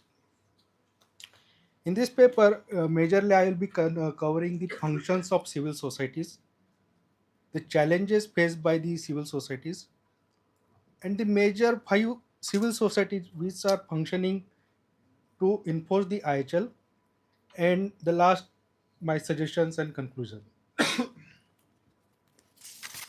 The major functions play by the civil societies, raising awareness and promoting IHL, monitoring documentation violations, advocating and accountability, providing assistance to victims.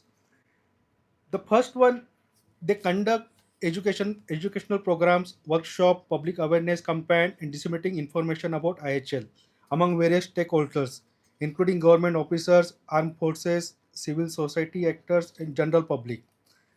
And because of this, the respect for the IHL try to increase. The impact increase because of these activities provided by the civil societies. The second one is monitoring and documenting violations. Civil societies operate on ground in conflict affected areas to monitor and document the violations of IHL. This documentation can serve as a crucial evidence for advocacy efforts, legal proceedings, and transitional justice mechanism. Third one is previous slide, please. The third one is advocating and accountability. Civil society's role in advocating for accountability IHL violations. They engage with government, international organizations, and other actors, demanding investigation, prosecution, and reparation of victims. Now, I want to highlight on challenges faced by the CSOs. There are 4 major challenges faced by the civil societies. Limited access. We know the face restrictions on their access to conflict affected area by the states, hindering their ability to monitor violations and provide assistance to victims. Security risk, lack of resources like financial and human resources. Political constraint, as I initially mentioned that states lack the interest to enforce the IHL, and so the political constraint is there, and this is the major challenge faced by the CSOs. five major examples of the CSOs which are operating globally. The first one is ICRC, International Committee for Red Cross, Human Rights Watch, Amnesty International, the Asian Forum, in Delhi Rehabilitation Center. I have also mentioned the place where they had established and the year of their establishment, from which year they are performing. And now I want to conclude by my suggestions. As the state, we found that state has the lack of interest to enforce the IHL. I suggest that and I recommend that government should include the budget or should provide budget to these CSOs so that they can perform their duties. Second thing, there should be the commission should publish a report annually, their achievements and their what activities they could not achieve annually. If this can happen through review committee or the national level commission on the IHL, this will be for common people come to know that how much enforcement is happening year to year and where we are lacking. Second thing, I personally feel that since the finance is the major constraint for any organization to perform their duties, so CSR should be some allocation should be there from the CSR side so that these five major organizations can perform their duties very well. Thank you so much.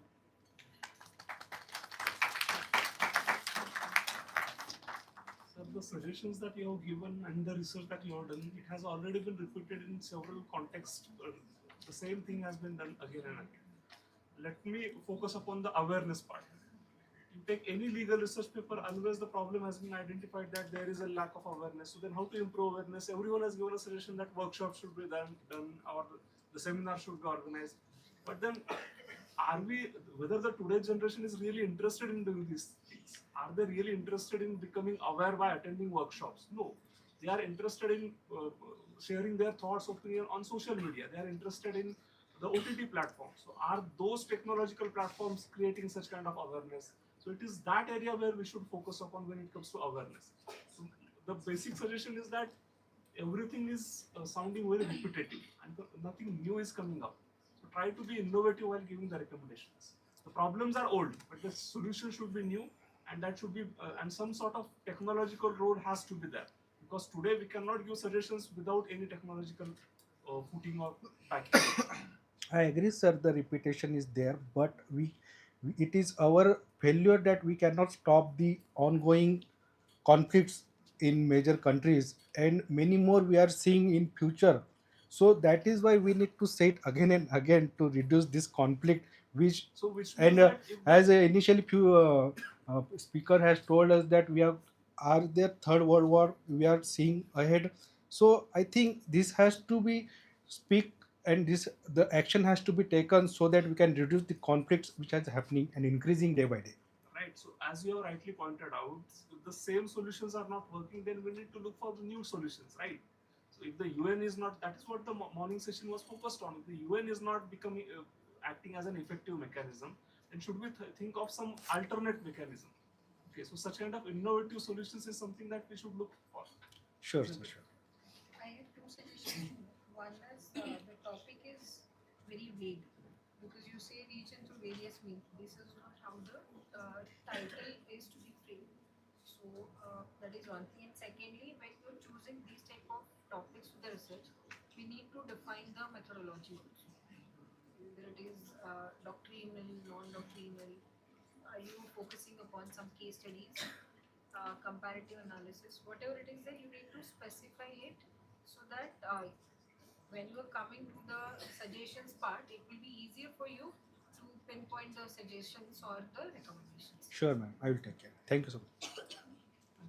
It's a suggestion for everyone. I mean, when you are talking about, like ma'am has just now mentioned, when you are talking about a research paper, your methodology should be very sound.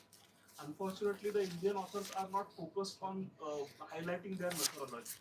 If you are saying doctrinal research, whether in doctrinal research, which are the sources that you are referring to? What is the platform from which you are accessing your database? Are you limiting your database to the recent literature? Because most of the international papers that are published, they limit their analysis to last 5 years of paper or last 2 years paper. Whereas Indian authors don't limit themselves into a particular time frame. So limit yourself into a particular time frame. Refer to the recent literature. Think of the future. What will happen in next 15 years, 20 years? I'll just give one example. When I had presented my paper in the international conference, there was one particular author who had written a paper about the autonomous vehicles. And he was doing the research on autonomous vehicles since 1980. So if those people are thinking about situation after 30, 40 years, why can't we think of something like that? Okay, so be futuristic while selecting a topic and doing the research. That is what the common suggestion to everyone is. And methodology as well as the literature review part, these are not the things only for the dissertation or the PhD thesis, but they are equally important in writing research paper also.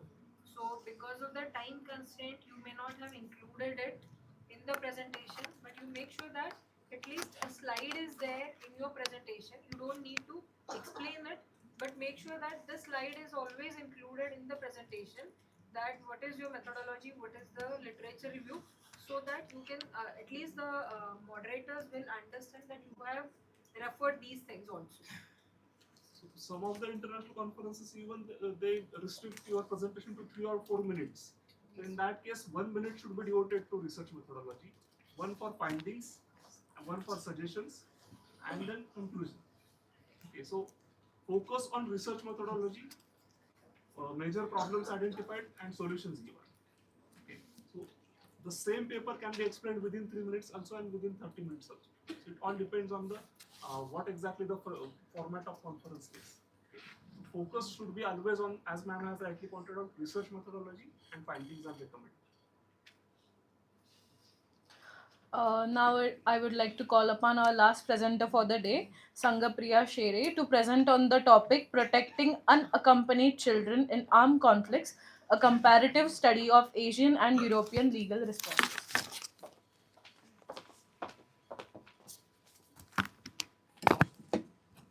Thank you, Meghna. Yeah, I'll be instructing. Good afternoon, everyone, distinguished panelists, my fellow scholars, and dear students. My name is Sangapriya Shere, and I'll be presenting my paper titled Protecting Unaccompanied Children in Armed Conflicts, a comparative study of Asian and European legal responses. This study examines how two regions, Asia and Europe, respond legally and institutionally to one of the most vulnerable groups affected by armed conflict, that is unaccompanied children. As suggested by you recently about the literature, I have referred to writings in journals such as International Review of Red Cross, Human Rights Quarterly, Journal of International Humanitarian Legal Studies. And so far as my methodology is concerned, it is primarily doctrinal with a comparative legal analysis, and the secondary data such as UN reports and NGO reports. For the statistics, I have referred that. I'll be as quick as possible considering the time constraint. Next slide. Why this study matters. Contemporary armed conflict are producing an increasing number of displaced children. Many are separated from their families due to violence, forced migration, detention, or death. Among them, unaccompanied children face the highest level of vulnerability, including the risk of trafficking, exploitation, recruitment by armed groups, and arbitrary detention. While international law promises protection, the actual outcomes differ sharply across the regions, which forms central concerns of this study. Next slide. Now we need to discuss who are these unaccompanied children.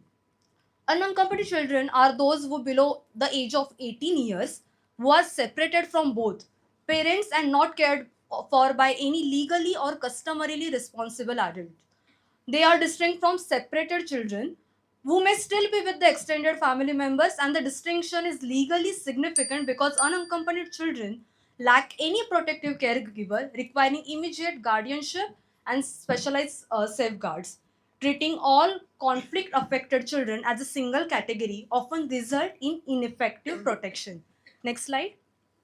What is the international legal framework we have here? International law provides a strong normative foundation for child protection. The Convention on the Rights of Child requires that the best interest of the child be primary consideration and specifically protect refugee and conflict affected children. International humanitarian law through the Geneva Convention and additional protocols mandate special respect, care, and family reunification. Refugee law further reinforces its protection through the principle of non-refoulement. However, the core challenge is not the absence of law but its uneven implementation. Next, we will now discuss the European response and Asian response. For the European legal response, Europe has developed a comparatively institutionalized protection framework. The Common European Asylum System operationalized the child-specific safeguards, including the mandatory guardianship, access to education, healthcare, and procedural protections. The temporary protection directives activated during the Ukraine conflict demonstrated Europe's capacity for rapid collective response without requiring individualized asylum procedures. In addition, the European Court of Human Rights play a crucial role in ensuring the accountability and preventing detention and procedural neglect. Next slide. The Asian legal response here. In contrast, Asia lacks binding regional refugee or child protection framework. Protection mechanisms are largely shaped by the state sovereignty and executive discretion and ad hoc humanitarian responses. Many Asian states are not parties to the Refugee Convention, resulting in legal uncertainty for unaccompanied children. Let's take the Rohingya case, illustrates how children fleeing armed violences often face detention, restricted mobility, and the absence of durable solution. Next one, the comparative insights. There is this clear structural contrast we can see. Europe follows the right-based and institutionally coordinated model supported by judicial oversight. Asia follows a discretion-based model where the protection depends heavily on political will and domestic capacity. The key findings of this study is that institutions, not merely legal commitment, determine the protection outcomes. Challenges for this, despite the regional differences, both Asia and Europe face persistent challenges. This include age assessment disputes, risk of detention, barriers to family reunification, inadequate psychological support, and documentation loss during conflict. Even Europe struggles with implementation inconsistencies and migration control pressure. I'll just quickly conclude, if you permit. Thank you. Yes, ma'am. The paper does not advocate sweeping international reforms. Instead, it proposes region-specific pragmatic measures. In Europe, the focus should be on harmonizing implementation and strengthening guardianship system, whereas in Asia, the progress can be achieved through soft law regional cooperation, capacity building, and the integration of child-specific safeguards into domestic legal framework without undermining sovereignty concerns. So to conclude, the unaccompanied and armed children, the last slide, the unaccompanied and children in armed conflict must be recognized as right holders, not migration burdens. Legal frameworks are meaningful only when they are translated into enforceable child-centered protection on the ground. Ultimately, the protection of unaccompanied children serves as a measure of the international community's commitment to human dignity during armed conflict. Thank you so much.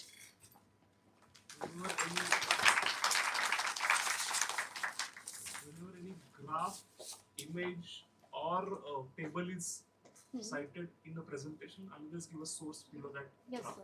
Yes, There sir. was one particular graph wherein Yes, the sir. data was provided, but the source was not given. Yes, so that was a purely pictorial representation how Europe exceeds compared to Asia. There is nothing as a source to be Go back to cited there. that graph. Yes.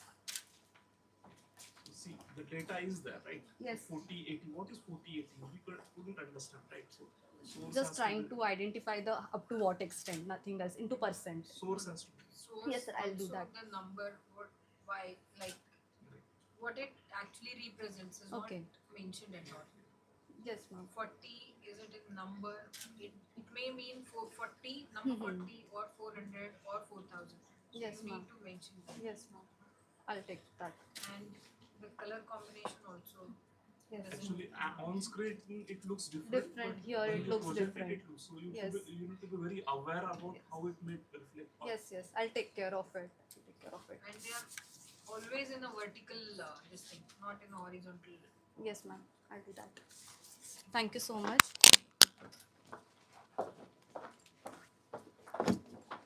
Thank you. So with this, we have come to an end of the track 1 presentations of the 2-day international conference.